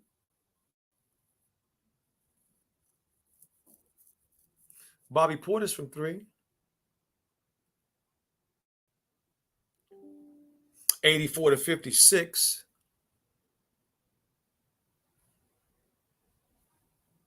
Melo over to PJ. PJ back to Melo. Melo for 3. Oh, in and out.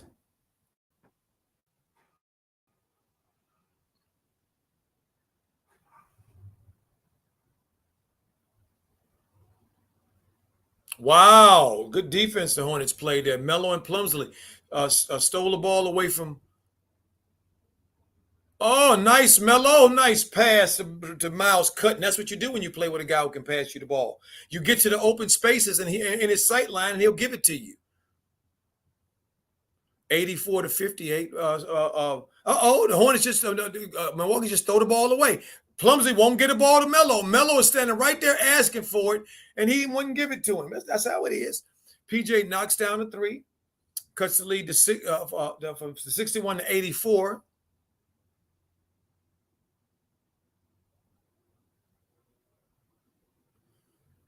So he can cut into Milwaukee's lead there a little bit. Ain't really, it's a start from the acorn grew to mighty oak, right, fam? Facts. Yeah, he got moved to the G League. So ridiculous. Melo Hall said, yeah, says it's strange. Michelle says they're just trying to improve their stats, not trying to win. Well, I mean, it looks like they played, they looks like they turned up their energy a little bit because Milwaukee was kind of going through the motions, as we saw with them just turning the ball over, just throwing it away. I mean, nobody was even there, and he just threw the ball away like it was like I don't know, like a ghost tipped the ball or something. I don't know. So the Hornets have, and they've made some shots, a couple of shots. Michelle R says they're just trying to improve their stats. Yeah, that's a fact. Oh, look at the Cavs storming back on the Timberwolves. I love it. Storming back on them, 2-point game with 109 to play. It looks like. Okay, wow. If the Cavs come back, let me go to that game. Because if the Cavs come back, we could be looking at that while they had a commercial, and they are at a timeout right now. So let's see what we got here. Okay. Oh, did he foul him? Wow. So Goodwin, the little guard from Cleveland I was talking about, when I turned it, who I said I was the reason I thought that Memphis would win tonight, just my thought, is here's D'Angelo just baited him into fouling him behind the 3-point line in a game of 121 to 119. And D'Lo knocks them all down, 122, 119, with 57 seconds to go in the game. Wow. So this was a good one. This was a good one. Still is a good one. Jetty Osman. Oh, the rookie for 3. Oh, Iron Unkind. Oh, they fighting for it. Look at them. They fighting for it. Look at Beverly down there fighting for it. I love it. That's a little Raptors killing the Nets. Yep, I expected that because no Kyrie. They're not playing with their regular guys. Right. And Durant, they said, will be back this week. So for those who are looking at looking at the Nets, just know that when Durant gets back, and if the mayor of New York lifts that vaccine moratorium, then that means Kyrie will be able to play in New York. That'll change it all together. Look at that. Look. Look at Middleton with the 3. Knock it down. Just took the lead right back up. Look at Melo. He dancing. Goes in there, picks up a foul on Drew.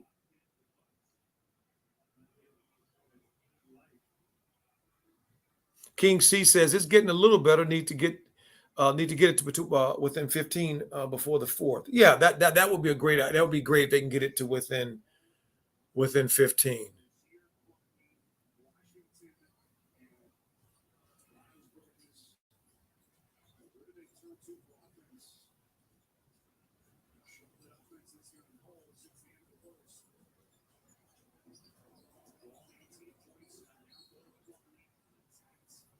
Wow, we got Clumsily trying to go one-on-one, trying to post up Giannis. Look at Giannis.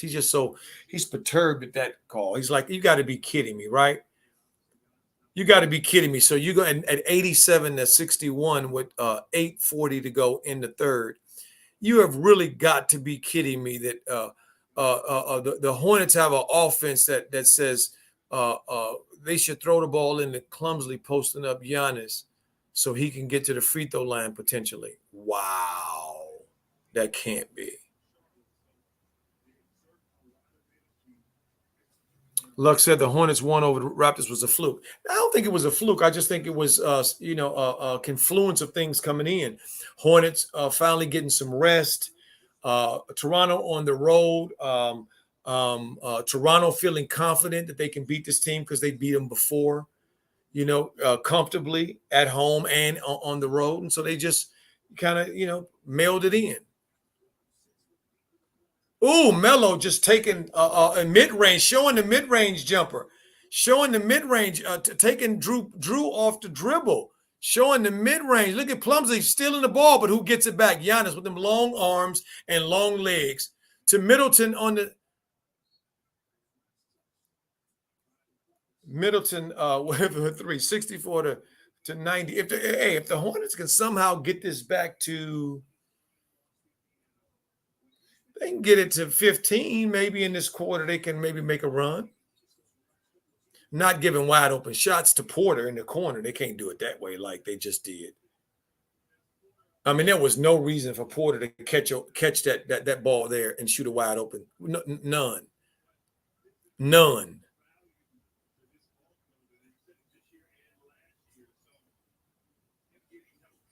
PJ for 3. Oh, someone closed the door. So they down 19. You know, Milwaukee's up 19. So you know, they got to get some stops, and they haven't shown themselves to be able to get stops. And their rotations are horrible, like we just saw. Look how they defended that play. You think the defense was wanting Giannis to achieve on a pick and roll? Melo standing underneath the basket like he was right there. No, I don't think that was. I don't think that defense that scheme there would work very well. As Giannis just exposed it for what it was, nonsense. 64-94. Giannis has 19 with 6 of 9 and 11 rebounds. Got him a double-double.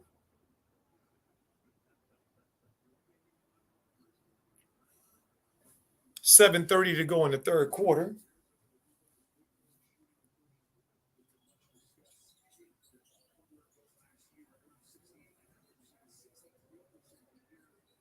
All right, Terry bringing the ball up the court, and I don't know why. Melo standing in the corner. I guess they're giving him another look. Okay, and I guess that look didn't work out too well. Miles going to you double dribble the ball, Giannis. Giannis, you double dribbled the ball. You did. Yeah, you did. Stop looking silly. You double dribbled the ball, Giannis.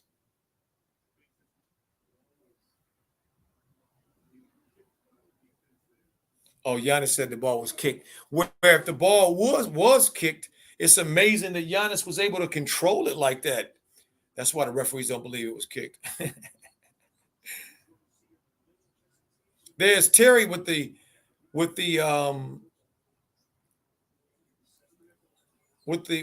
shot and off, iron and kind.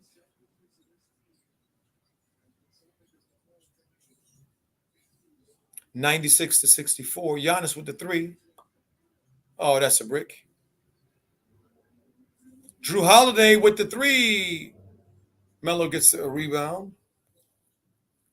I guess the only way he's going to be able to bring it up is if he gets the rebound. Oh, nice. Trying to get Plumlee something nice. Butler service, and he did. And Plumlee ends up making the basket. That was nice. Good to see Melo doing that. Still trying to unlock some of his teammates. Giannis didn't want to foul him on that one.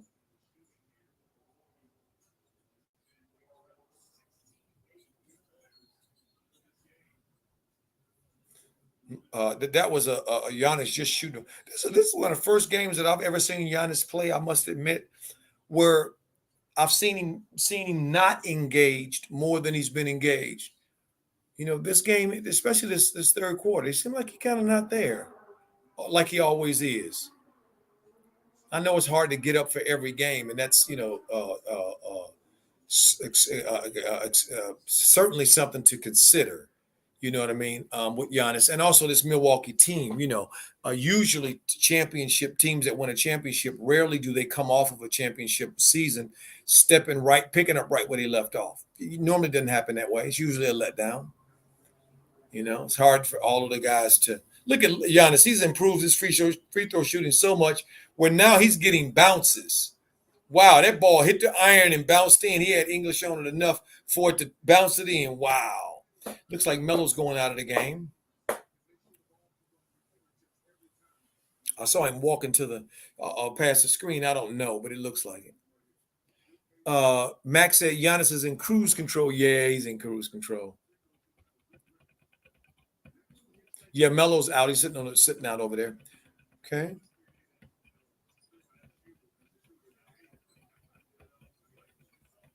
The Milwaukee Bucks family are 20 for 20 from the free throw line tonight. Let me repeat that. They are 20 for 20 from the free throw line. I cannot believe it. I cannot believe it. Wow. This team with a Giannis on it. With Giannis on it is 20 for 20 from the free throw line.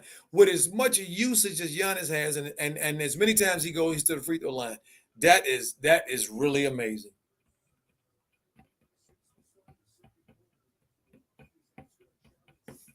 Call Me Faye, says playing faster is the only chance for him to get back in the game, get back in this. In fact, not only get back in it for him to have any success going forward. You know.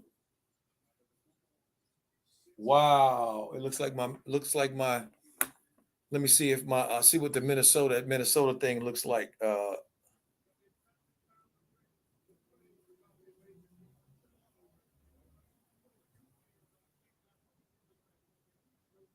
Okay, so my Cavs, my Cavs prediction held up. How about that? I can't. Yeah, right. Let me just put a W there.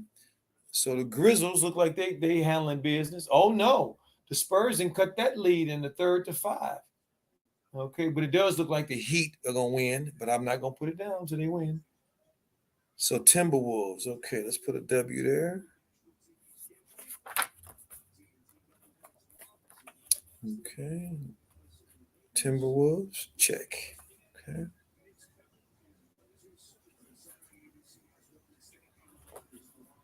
Okay. We lost the Pacers. All right. So I guess we're back in the action. 67 to 98. Let me look and see if there's a competitive game we can go to maybe until Melo comes back in the game, and then maybe y'all can tell me because I don't think you guys are as interested in having commentary about what they're doing any more than maybe I am as well.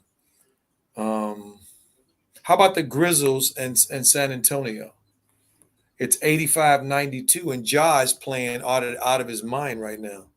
I think he had 31 in three quarters.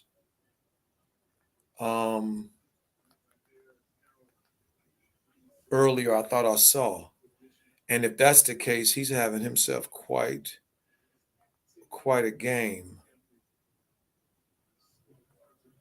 Okay, so Toronto has finally woke up on Brooklyn, huh? The Raptors, and which I thought they would. I didn't think they would keep playing, keep losing like they had been doing it, especially against a team like that. Okay, so let's go to Memphis. So I want to see what it looks like. Oh, Memphis brought the league back up to 11. Oh, excuse me. Nope, I thought that was a game too, and it's not. I guess we're looking at a lot of teams decisively taking care of business tonight. We don't see a whole lot of close ones tonight, as we see with Milwaukee here taking their bet off on Charlotte, 98 to 69, 19-point game still. 5 minutes to go in the third.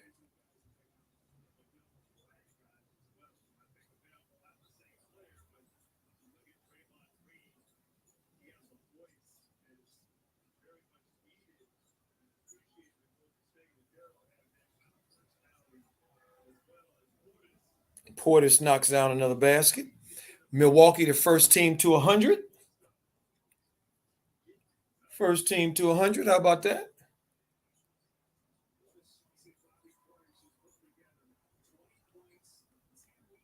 Bobby Portis got a double-double. Oubre with the mid-range jumper. Iron unkind.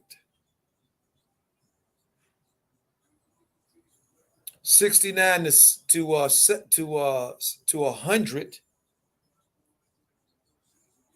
Galloway with the 3. Iron unkind. Oubre with the rebound.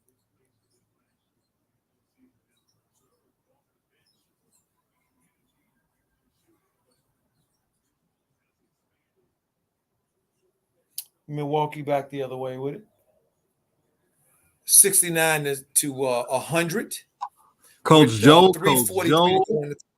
Hey, man, Coach welcome Joe, back. After the show, man, I gotta call you, man. This is some good news. I can't wait. Good news. Okay, What's good. going on? Did the Hornets come back? Please tell me they came back. Yeah, they came back. It's 72-100.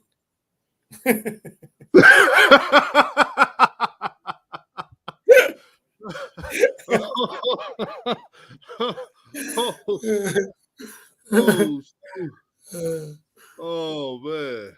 And they were successful at pretty much freezing Melo out that third quarter while he was in. If that was a part of the game plan, they successfully executed it.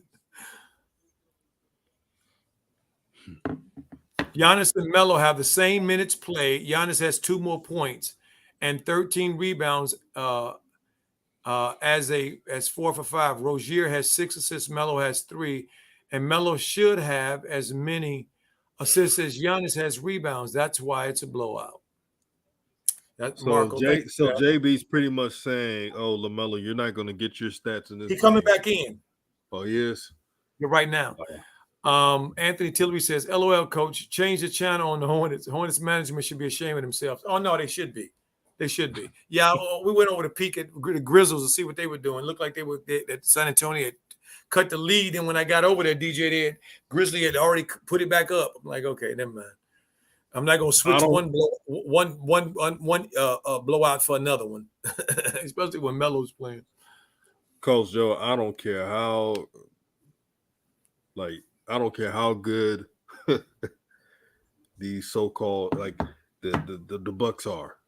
When you're getting your ass whooped like this, changes need to happen. Mm-hmm. This is, oh my God, this is like an NCAA team playing against an NBA team, pretty much. I mean, but DJ, this is the thing, you absolutely right. But this is the thing that trips me out, DJ. How many times have they gotten beat like this? That's the thing that to me is so telling. How many times are they given up close to either more than 70 or more than 70 or close to 70 points in a half?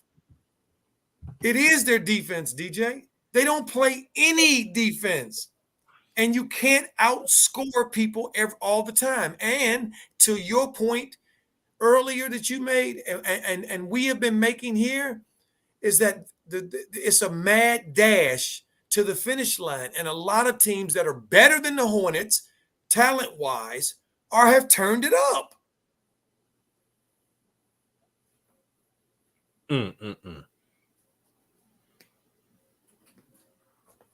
So Milwaukee, this is a classic example.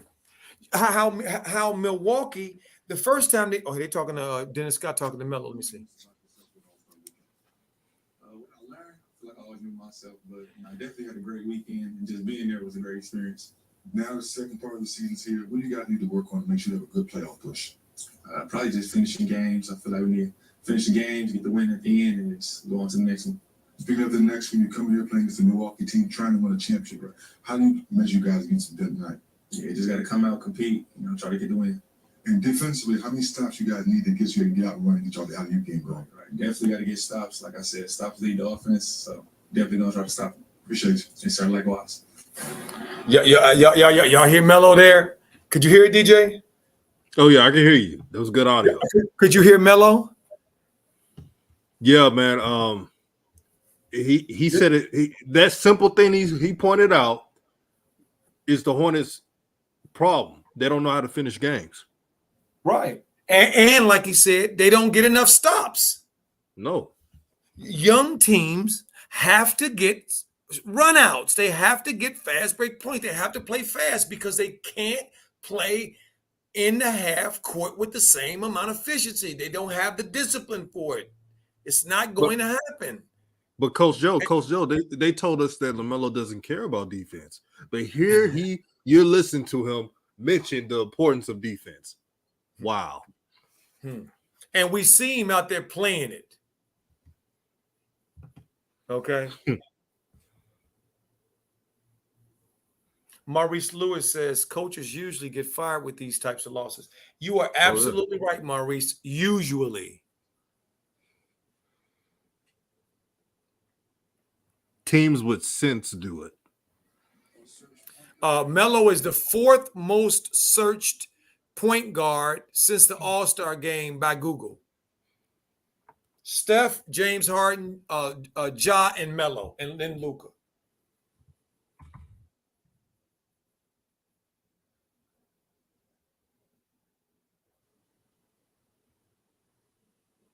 Melo's back in the game. They back to the action. Over to Oubre. Oubre for 3. And that should be a foul on Drew for pushing Montrez down, trying to get through that screen. He didn't even try to get to the screen, just pushed him down, went through him.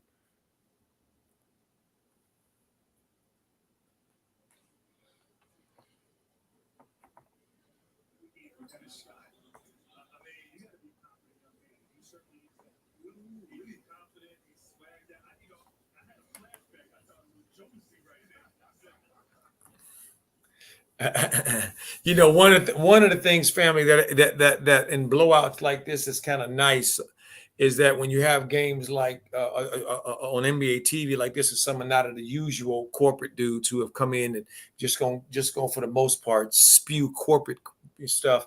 You get some other stuff off sometimes, because from Dennis Scott and Grant Hill and them when they on here. You know, they'll bring up some of our culture from a wholesome place, and I like that.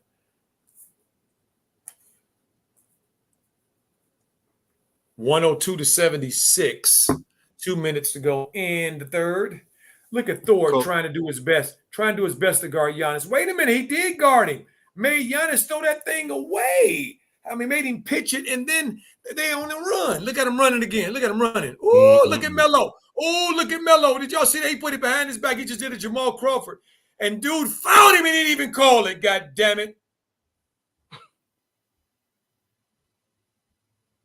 Bimby fouled him. Damn shame.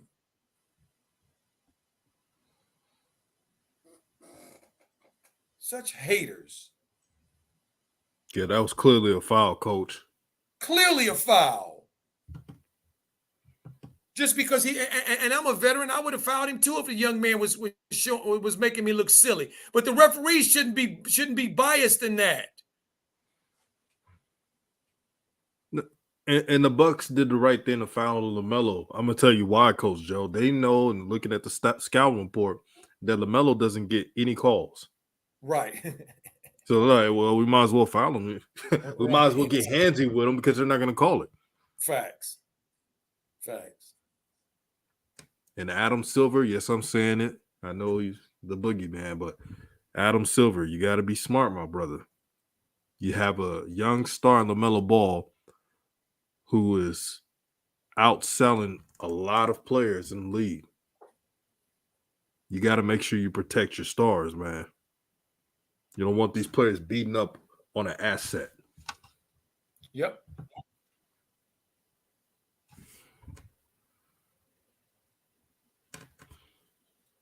Coach Joe, I forgot Ibaka is with the Bucks now. Melo just he was a part of that trade. Melo just picked up an offensive foul with trying to hook him. I was looking to see if the referees were going to call that, and they did. Wow. Okay, that's interesting. 76-106 with 27 seconds to go. Hey, there. He said he grabbed. No, he didn't grab him. Boo Hawker. I mean, what's his name? What's that dude down in Milwaukee? What's his name? Buchheiser? Yeah. Budenholzer. Yeah, Budenholzer.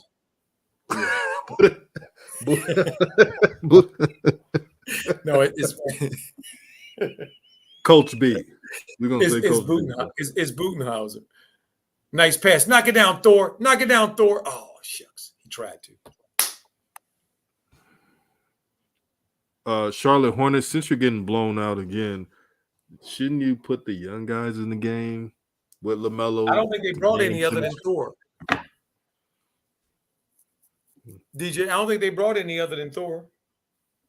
Okay. Well, keep LaMelo and Thor out there to gain chemistry. Facts. You're right, Michelle. He did get fouled again. I am really impressed with Giannis. I got to say this, man. I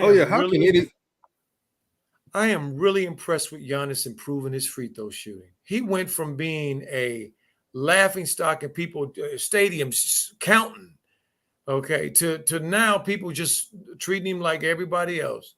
And he up there knocking them down. Look at him. Look at his form, how it's changed. Family, that's work. That's dedication. That's what that is right there. Wow. He used to shoot air balls and some funniest looking bricks that I've ever seen shoot at the free throw line. Now look at him. Wow.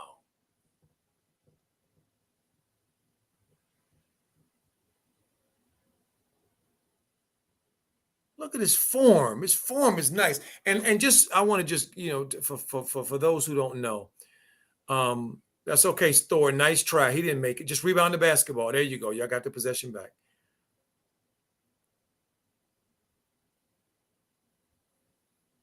Into the third quarter.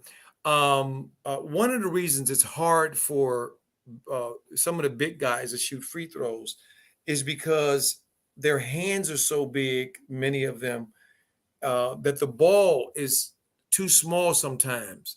It's weird, but it's true. So they sometimes their hands are so big. Sometimes they can control. They got too much of their hands on the ball. If that makes sense if that can make sense to you. No doubt. He said Kai is on the bench. Yeah, he needs to be playing too. Oh yeah, he need to be in a game. Marcos Neary says LeVar really raised some good players. I finally think he's right. His boys, 2 more runners would be gold for an owner. Yep. Facts. Shout out to all the fathers out there. Fathers truly matter. Thank you, DJ, for that. I'm sorry. You for reminding me. Oh, I'm so glad you reminded me. I've been meaning to say this. I had forgotten it. After the Nets beat Milwaukee and walked them down, Kyrie was just Kyrie. He was on his game. He was killing them softly in so many ways. Oh my stars. He took his belt off on Drew and everybody on that Milwaukee side. At the end of the game, after they interviewed Kyrie, the first person that he hugged was his dad. And that hug, I saw it, and it was just so beautiful. It was just so beautiful. See, that's the real reason why the narrative is out there that something is wrong with Kyrie. Because they trying to throw shine, to throw hate on again a young man who has a father and has had one in his life all his life, and and that's who his hero is. His father is his hero. And when it comes to us, there are segments of this society that wants us to feel bad about that. Well, we ain't feeling bad about nothing. And that's how Kyrie, if you look at that, he had nothing but his family there at the Milwaukee game. And you could see all his family, his cousins or brothers or whoever they are. I don't know. That's his support staff. He got a great support staff. That's how he's able to come in and be off for a week or whatever. And his team is playing and he can't play with them. Absolutely. So I think they just threw Budenholzer on that game of tech. Oh, okay. I don't know why they gave him a tech. Luck says Giannis is trying to recruit Melo. Look, I'm telling you this, boy. Everybody in the league, boy, they know when Melo get his man body, boy, they know it's trouble.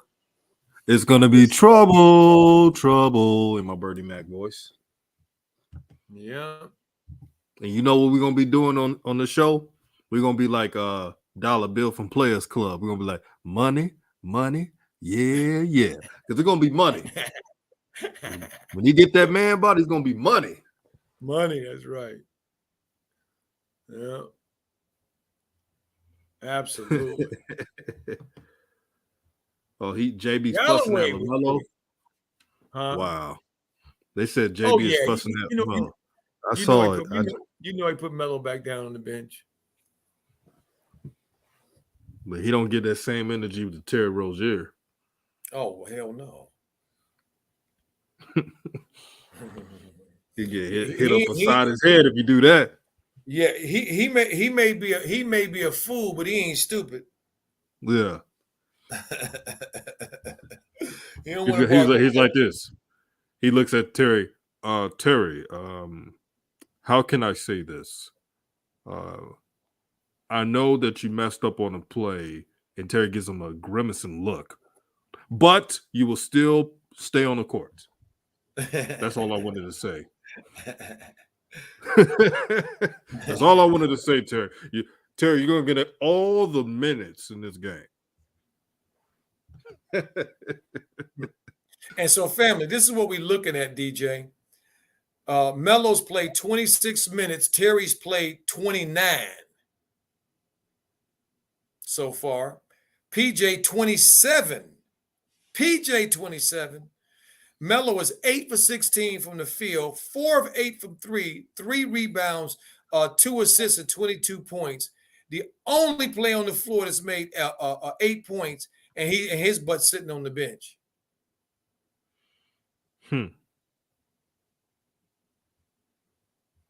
Oh, nobody else. PJ shooting 50%, 4 for 8. Nobody else is close to it. Nope, not even close to it.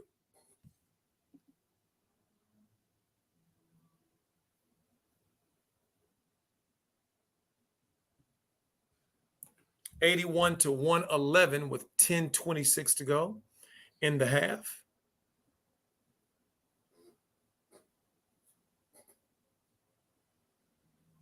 Oh, Giannis just who is that? Montrez wiped away another one of his shots. And who's down the middle? Who is that just made that shot? Oh, he threw it to his brother. That's the first time I've ever seen him make a basket. I'll be doggone. All I've seen him do is cheer and collect checks.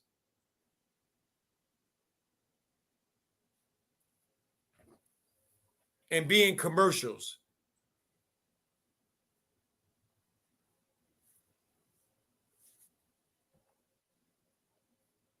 It's the only thing I've ever seen him do.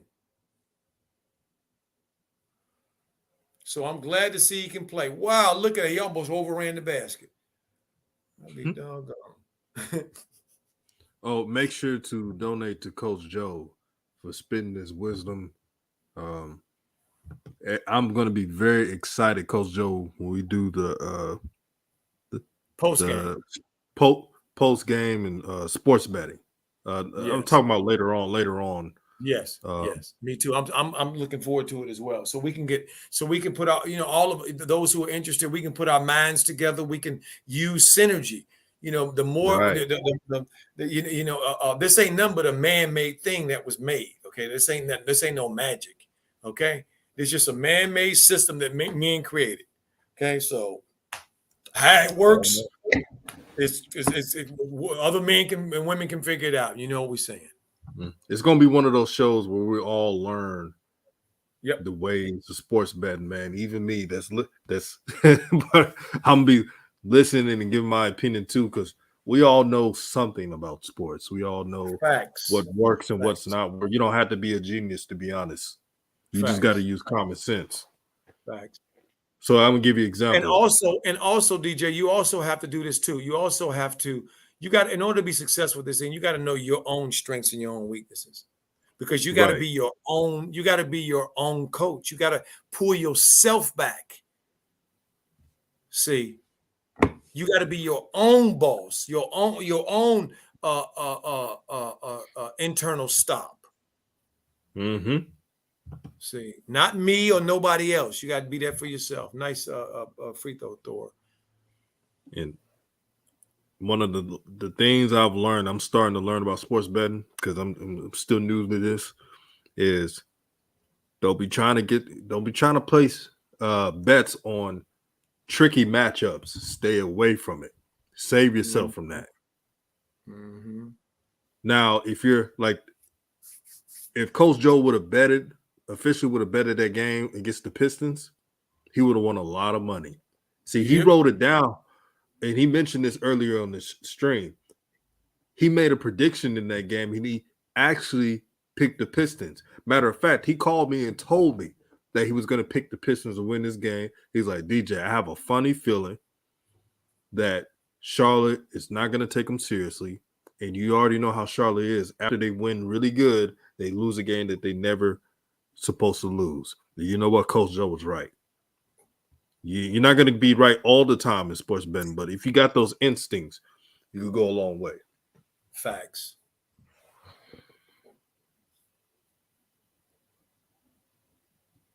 King C says something. He says, put King C up. Oh, yeah, DJ. I got you covered.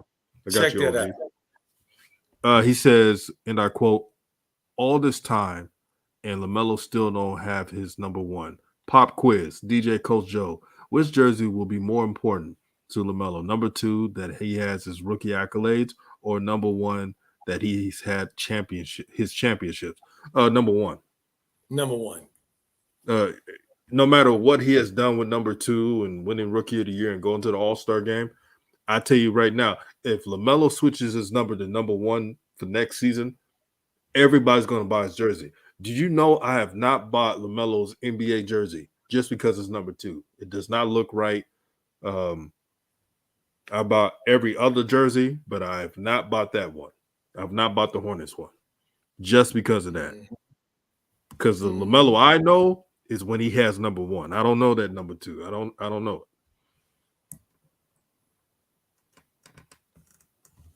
it. And Coach Joe, there's a lot of LaMelo fans that they hit me up on DMs telling me this. Like, they're like, bro, can you believe I haven't bought a LaMelo NBA jersey just because he's not number 1? They said this months ago. They said this last year. I kid you not.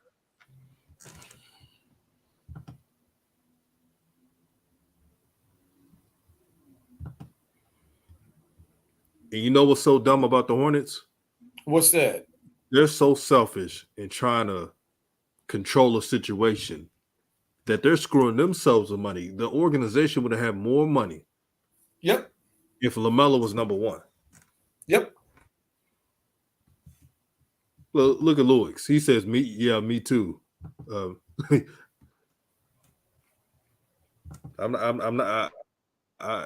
not going to buy LaMelo's jersey unless he's number 1. That's just, I've been saying it from the beginning.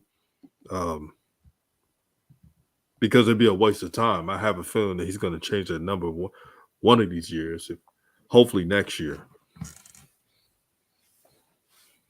Well, I read a couple of articles about that jersey situation, and apparently they were just basically blaming Melo for it, saying that they didn't do what they were supposed to do to change it. When what? Yeah, that they didn't put the paperwork in like at the right time and all that stuff. That's what they were doing. That's some buffoonery right there. Yep, nonsense. Absolutely nonsense.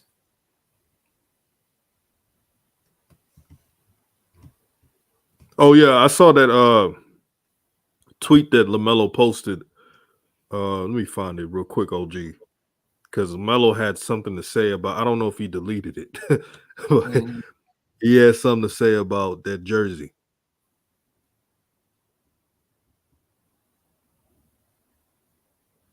Man, tell me he didn't delete that tweet. Oh, man. I think he deleted it. No, he didn't. Let me find it on Twitter and show it on the screen. How about that, OG? Yeah. So everybody can see it. Everybody.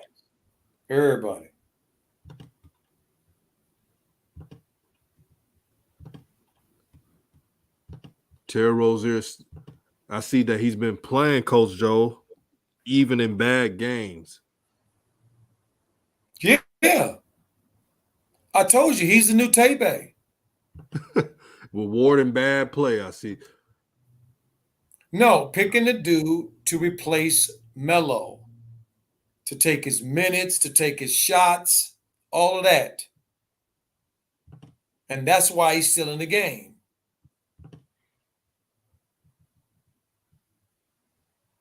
All right.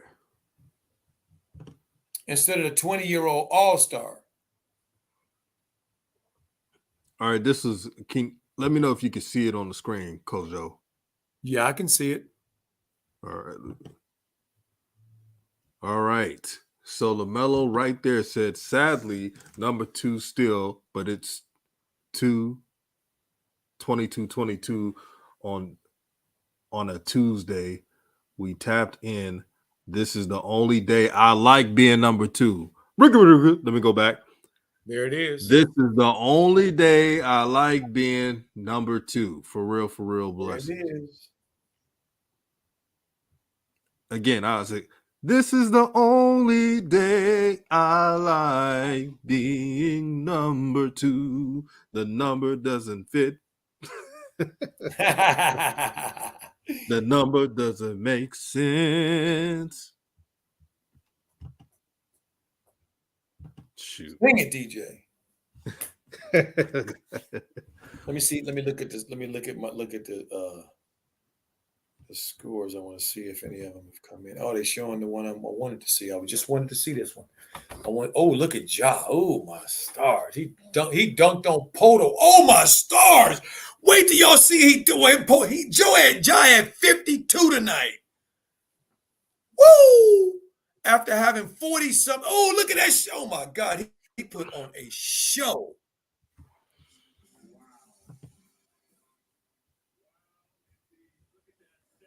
Wow.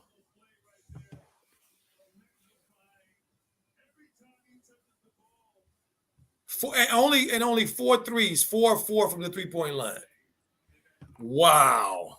Ja is woo-wee balling. Blocked. See, Yes. we got some spam in there. Oh, okay. See, we got some spam in the comment section. Well, it is blocked.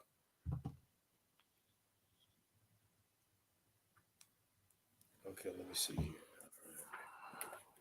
So the Grizzlies look like they're gonna win. Yep. So the Grizzlies gonna win. All right, check. The Heat, I think they won. Yep, they won. Check. The Bucks look like they clearly gonna win. Check. And all I got to find is the Kings. Did the Kings win? I picked the Kings over the Thunder on the road. I felt that one was even though Alexander is back, and I saw him. Even though he's back, I still picked the Kings are going to win this game. 2 minutes. 2 minutes ago, it's 121-109. All right, so right, so here I am. I'm okay. So this is the third day. The 2 previous days, I was 2 losses each game. I mean, each day, 6-2, 6-2, and today I'm 6-1. That's crazy. Shai Gilgeous-Alexander, he has good stats. He's never been an All-Star. Facts, because he's down there in the dungeon. Yeah, he in the West. He down there in the dungeon, toiling away, and don't nobody go down there except when they need him, need something from him. Hey, dude, you all right down there? The pipes ain't working right. What you doing down there? Because he certainly puts on his hard hat when he come to work he puts in work every day. So for 2 straight years, Shai has been Gilgeous-Alexander has been averaging close to 24 points per game. Wow. Yeah, he's averaging like 23.8 points per game, pretty much 24 points per game if you round it out.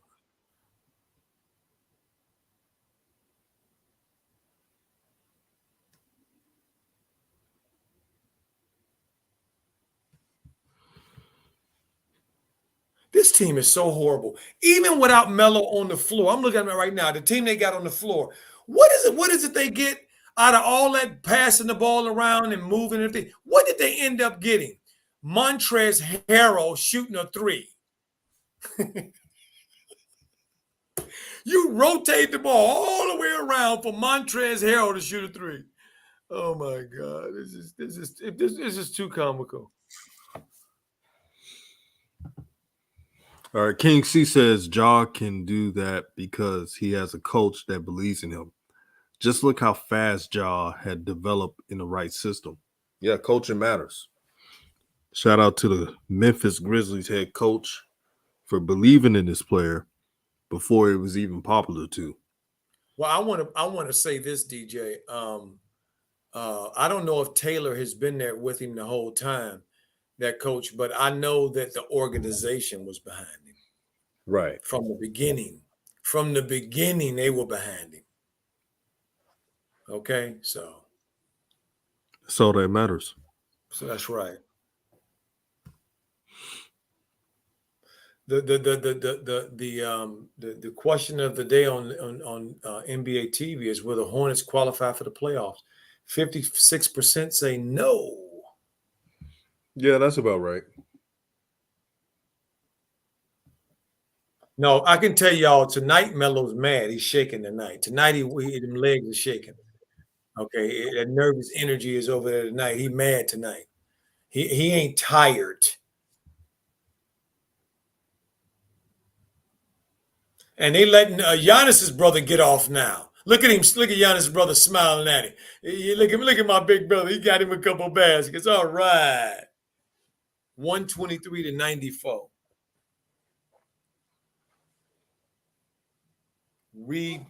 Ridiculous. You know what? You're absolutely right. You're absolutely right, King C. He said, facts, DJ. Edwards should thank God he went number 1 to the Timberwolves. Yeah. No, facts. I mean, he's able to develop and nobody's in his way. Carl Let me tell Anthony you, Towns. he would have been playing behind Terry. Yeah. Yeah. I agree. He would have started, but I'm just saying, like, he wouldn't be given the keys. He wouldn't Wait be. a minute, who would have started? I think Anthony Edwards would start for the Hornets. No, he wouldn't have. I vehemently disagree with that. I don't think he would have started. That's interesting. That's why I said Rozier would have started. It would have been the same, Devontae and Terry. Wait a minute. What would make you, DJ? What would make you think that they would think he's any better than Melo? Because Terry was better than Tebe. True. I'm not saying starting out. I'm talking about like if yeah, but we know that. But me and you both know from watching them that year, Anthony Edwards needed all the development time because he started out slow in the beginning. But yeah, I'm not talking about starting out, coach. Like, I'm talking about period. That first right year, now. he wouldn't have been. That first year, he wouldn't have been anywhere near where he is today because he wouldn't have got the burn. I agree with that. I'm just talking about this year if the roles were reversed. Yeah, but he wouldn't have got to this year unless Terry had gotten hurt. Because don't forget, Melo only got to this year because of Devontae getting hurt. We don't know what would have happened. We don't know what would have happened if Devontae didn't get hurt. Melo may have been coming off the bench the whole year. I'm looking at Anthony Edwards right now, his talent. Yeah, but you're looking at it from you're looking at from the point of view of what he got his first year. Right. You can't take away all of the development that he got and the green light that he got to go out and play and learn. And we're seeing the benefits of that. Melo still hasn't had that. We can all agree that the first year, it would have been the same games that they did LaMelo Ball. I'm just saying, as a player right now, and then again, you do have a point. If Terry Rozier, and I don't dispute that point. I even talked to you on the phone calls about this. If Terry Rozier didn't get injured, they would have still been playing those games with LaMelo Ball. They would have still had him coming off the bench, being a sixth man. Right. I think I did a live stream that time, and I pointed out, I said, man, I know LaMelo's starting, but I didn't want him to start that way because of an injury. And the reason why I pointed that out is because we all know how they were playing LaMelo. They were going to get away with that for the whole year. That's what they wanted to do. They wanted it to be the Devontae Graham, Terry Rozier show for the whole year.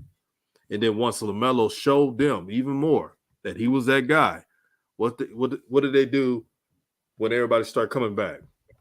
Trying to psychoanalyze even more.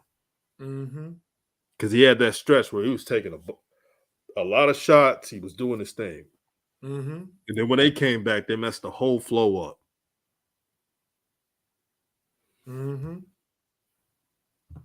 Could not agree with you more. What I'm saying, DJ, if they had Edwards, in order for it to go the way it went with Melo, right? Terry would have had to have gotten hurt, and then they wouldn't have signed Terry to that extension, and they would have traded him. And Devontae would have been the one. Still now. Yeah, they were going to trade somebody. The only reason I believe they did that is because Melo's play was so loud on a national stage that they could not put him back in the bottle.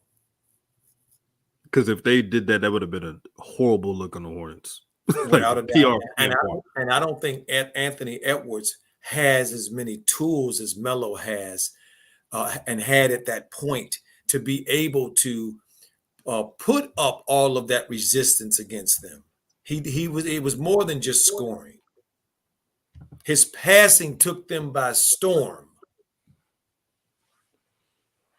Now I'm really pissed because Coach Joe, why would they put Lamelo back in the game at a 3-minute mark when you had him sitting down that whole time? Now he's cold. If you weren't going to play him that much, just keep him on the bench. Well, we know what JB does, what he does. This is him. It's either one or two things. He either knows what he's doing and he's doing it on purpose, or he doesn't know what he's doing because he's ignorant. Everybody can choose which one they want to believe.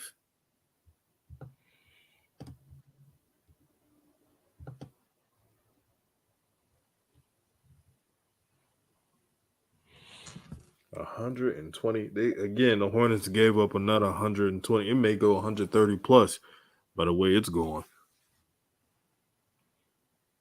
Now LaMelo's shot is cold right now, as expected. Absolutely. You got no rhythm. Got no. Melo is a rhythm shot, and we know the more he plays, the more he heats up. We know that, and guess who else knows that? JB too. He know that as well.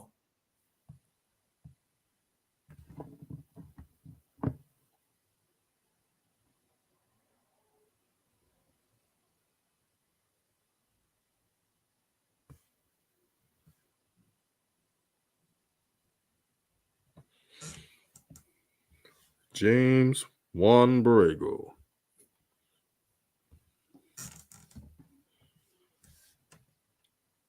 Well, at least the young guys are playing. That's what happens when you watch the Hornets coach. It's just you got to take the good with the bad. No, without a doubt. Everybody's pissed off, man.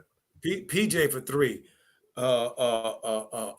PJ back in the game. I'm looking at what this dude is doing. I don't have any idea. And I know the players don't know what the hell he's doing. Moore says that's another level of disrespect to bring your star in 4 minutes. Yeah, that is. Knowing he's going to be cold for sitting that long.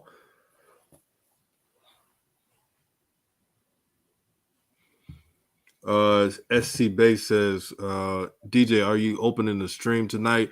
I'm going to this get together after the stream, but tomorrow I'm definitely going to chime in because it's not just a loss that's pissing me off. It's these continuous games that they're playing with LaMelo Ball. He's your only all-star. And you messing with his minutes, and then you spot playing him, and then you bring him in so late into the game when the game is over. For what? To treat him like he's a regular player? That he's not important? This is the stuff I'm talking about. JB is not it as a head coach for this team. He's better off being a towel boy or something, or getting the head coach's coffee. He's better off going to the Spurs and becoming an assistant again. You know what, this doggone this other Antetokounmpo dude, this is what I thought he was. Nothing but a hack. Y'all realize what an affront this is to us, that this boy here is getting an NBA check and playing in the NBA with no talent. He doesn't have any talent. You talking about Giannis, brother? Man, I'm looking at him right now. He don't have no talent. I'm like, looking, well, what is it? Does he do something good? I'm looking at him. Okay, man, he's athletic, I guess, but okay, I guess I can say he's a little athletic. But he don't do nothing. He been out there for almost half the quarter. I've been watching him. He did one something. Coach Joe, I'm listening. I'm gonna go out. I'm gonna go out on a limb and say this. I think Jello's better than him. Oh my! If they went one on one, I think Jello could beat him. Oh my! Without a doubt. Not even close.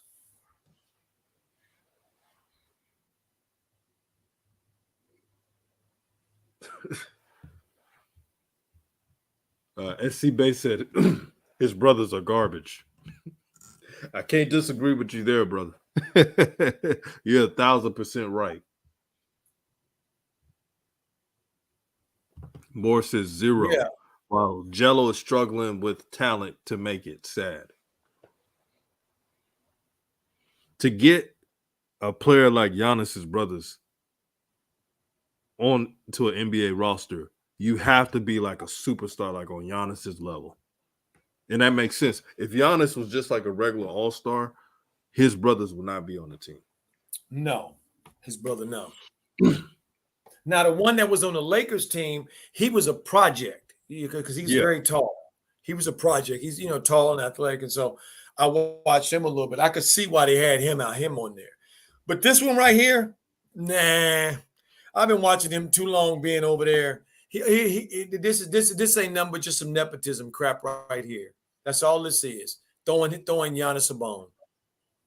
But then acting like Jello being in the league is a crime.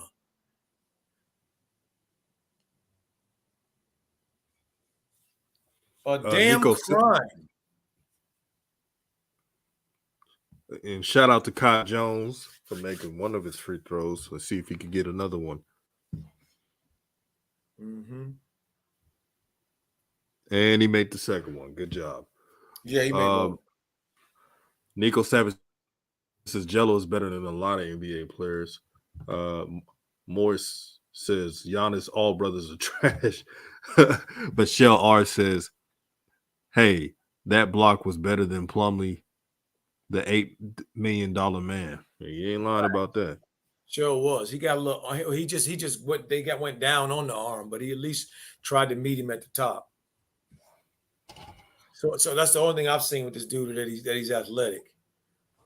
But it's a whole lot of our people, a whole lot of us are athletic. You ain't got to go over to Europe and Africa and other places to get athletic. We got athletic here. Nico Savage said his brother Alex is nice. Costas and I don't know about nice. He looked like he's serviceable. Yeah, he's serviceable. He's a prospect. He looked like he's a prospect. But those other he was with the Lakers, huh? Yeah, Alex. I think Alex, when he figures it out, he has the tools to become a player in this league. He's back over in Europe now. I don't think he's in the league anymore right now. I think he's back in Europe.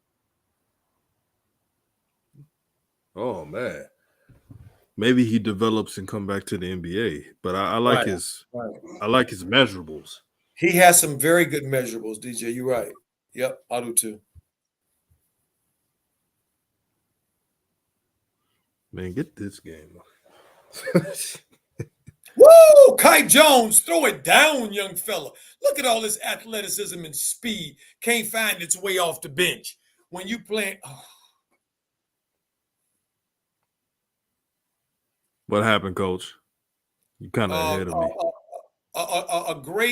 A awesome break there head to head to Melo to Oubre over to Kai Jones for a throwdown, a nice heck of a throwdown too. The way he threw that thing down, he was running past, he was flying past the basket. He was flying past the basket. Kai Jones was. RFM Mike says Alex is in the G League. Thank you for letting us know. Oh, G League, okay. I heard that he was over in Europe too. That he went back over there.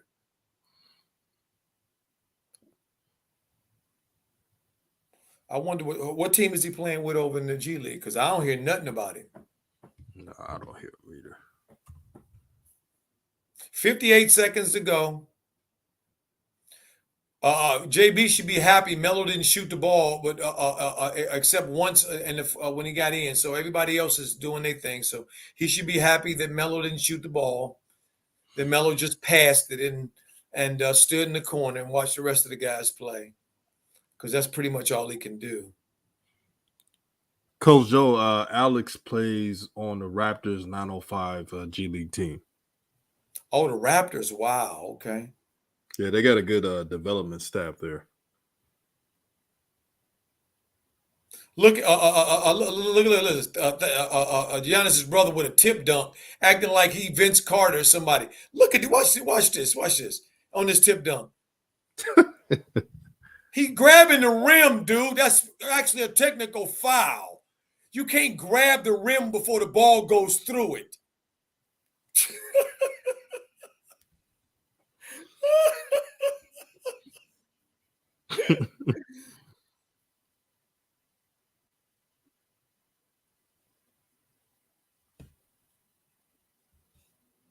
130 to 106.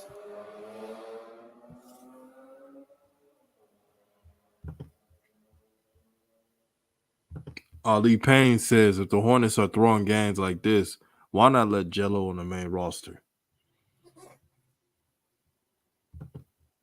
I don't know. That's a $75,000 question, huh? So that's the end of that misery. 130 to 106. The Hornets get blowed out again. Giannis gives him that hug. All the brothers giving him a hug. The main ones all giving Melo love. You know, they recognize he over there by himself. They recognize it. Melo like, he's all by himself. This team doesn't want to defend. Team don't want to rebound. They don't want to do a goddamn thing. They got too many. They got the wrong mix of dudes who got the bag that aren't team players, who got the bag that aren't team players, and guys who are looking to get the bag and can't be team players. Got too much of that on their team. Talk to him, coach. Talk to him, man. It's too much of that on the team. Man, it's been in for like 3.5 hours. Man, y'all been supporting the show. I want to thank you all for just rocking with us and with the questions and the statements in the comment section. I want to say that every single one of you are important, especially to RawTruth Media. Thank you for all that you do. Thank you for the energy and synergy that you put in this chat. And I wish the Hornets would have won, but we can't control that. There's a coach named JB that's messing everything up. And y'all know how that goes. But despite it all, Lamelo did his thing, but he can't do it alone. And JB, if you're not going to play him that much, don't play him at all. So, Coach Joe, anything else before we roll? Oh, make sure to... Go ahead. Oh, sorry about that, Coach. Make sure to donate to Coach Joe at Cash at $based for the excellent commentary that he continuously does. Thank you so much, and I appreciate the family, all that do donate. I appreciate you so very much. I just wanted to look at the box score here.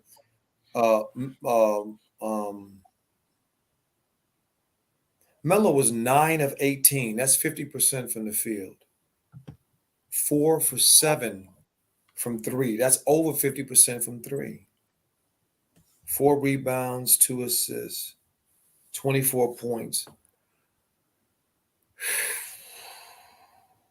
And the rest of this thing is a Oubre is the only one, and of course Oubre was over there in garbage and glorified garbage time, getting his, putting them up.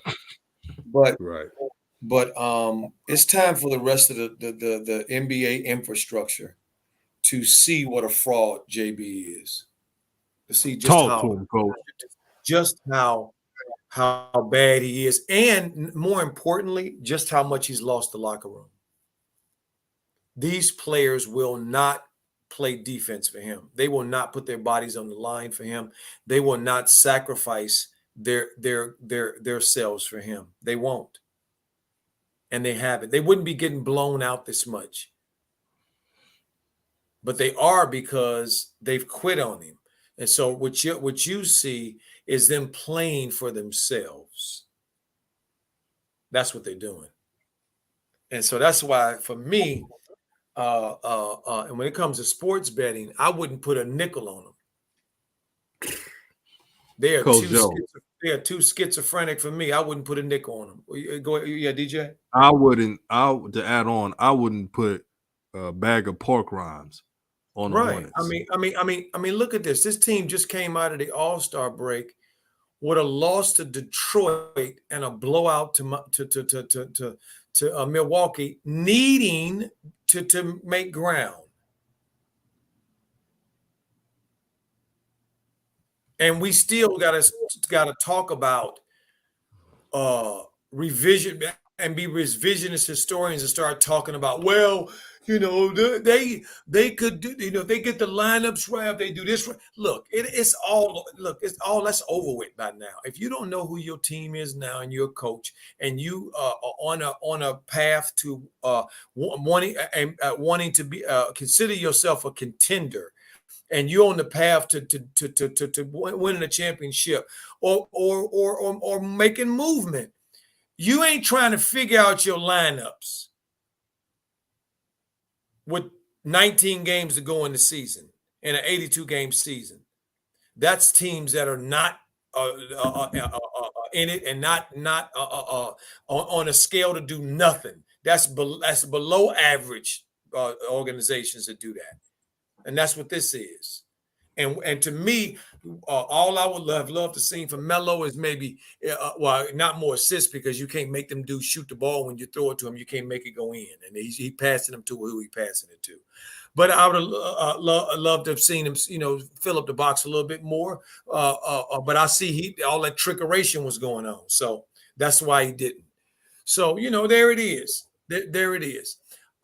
Thank you, family, so much. Thank you, DJ, so much. Appreciate you guys so very much. Love the chat tonight. Just so full of energy, so full of life, and help keep this thing going. I appreciate it. And those who are not in the chat that are listening, I know they appreciate it as well. Okay, so thank you guys so much. Appreciate you. And like I always say, term I learned in Africa, that just resonated with my heart in Ubuntu. Because of me, you are. Because of you, I am. We are one. Have a wonderful, blessed day. Until next time, family. Good night. All right.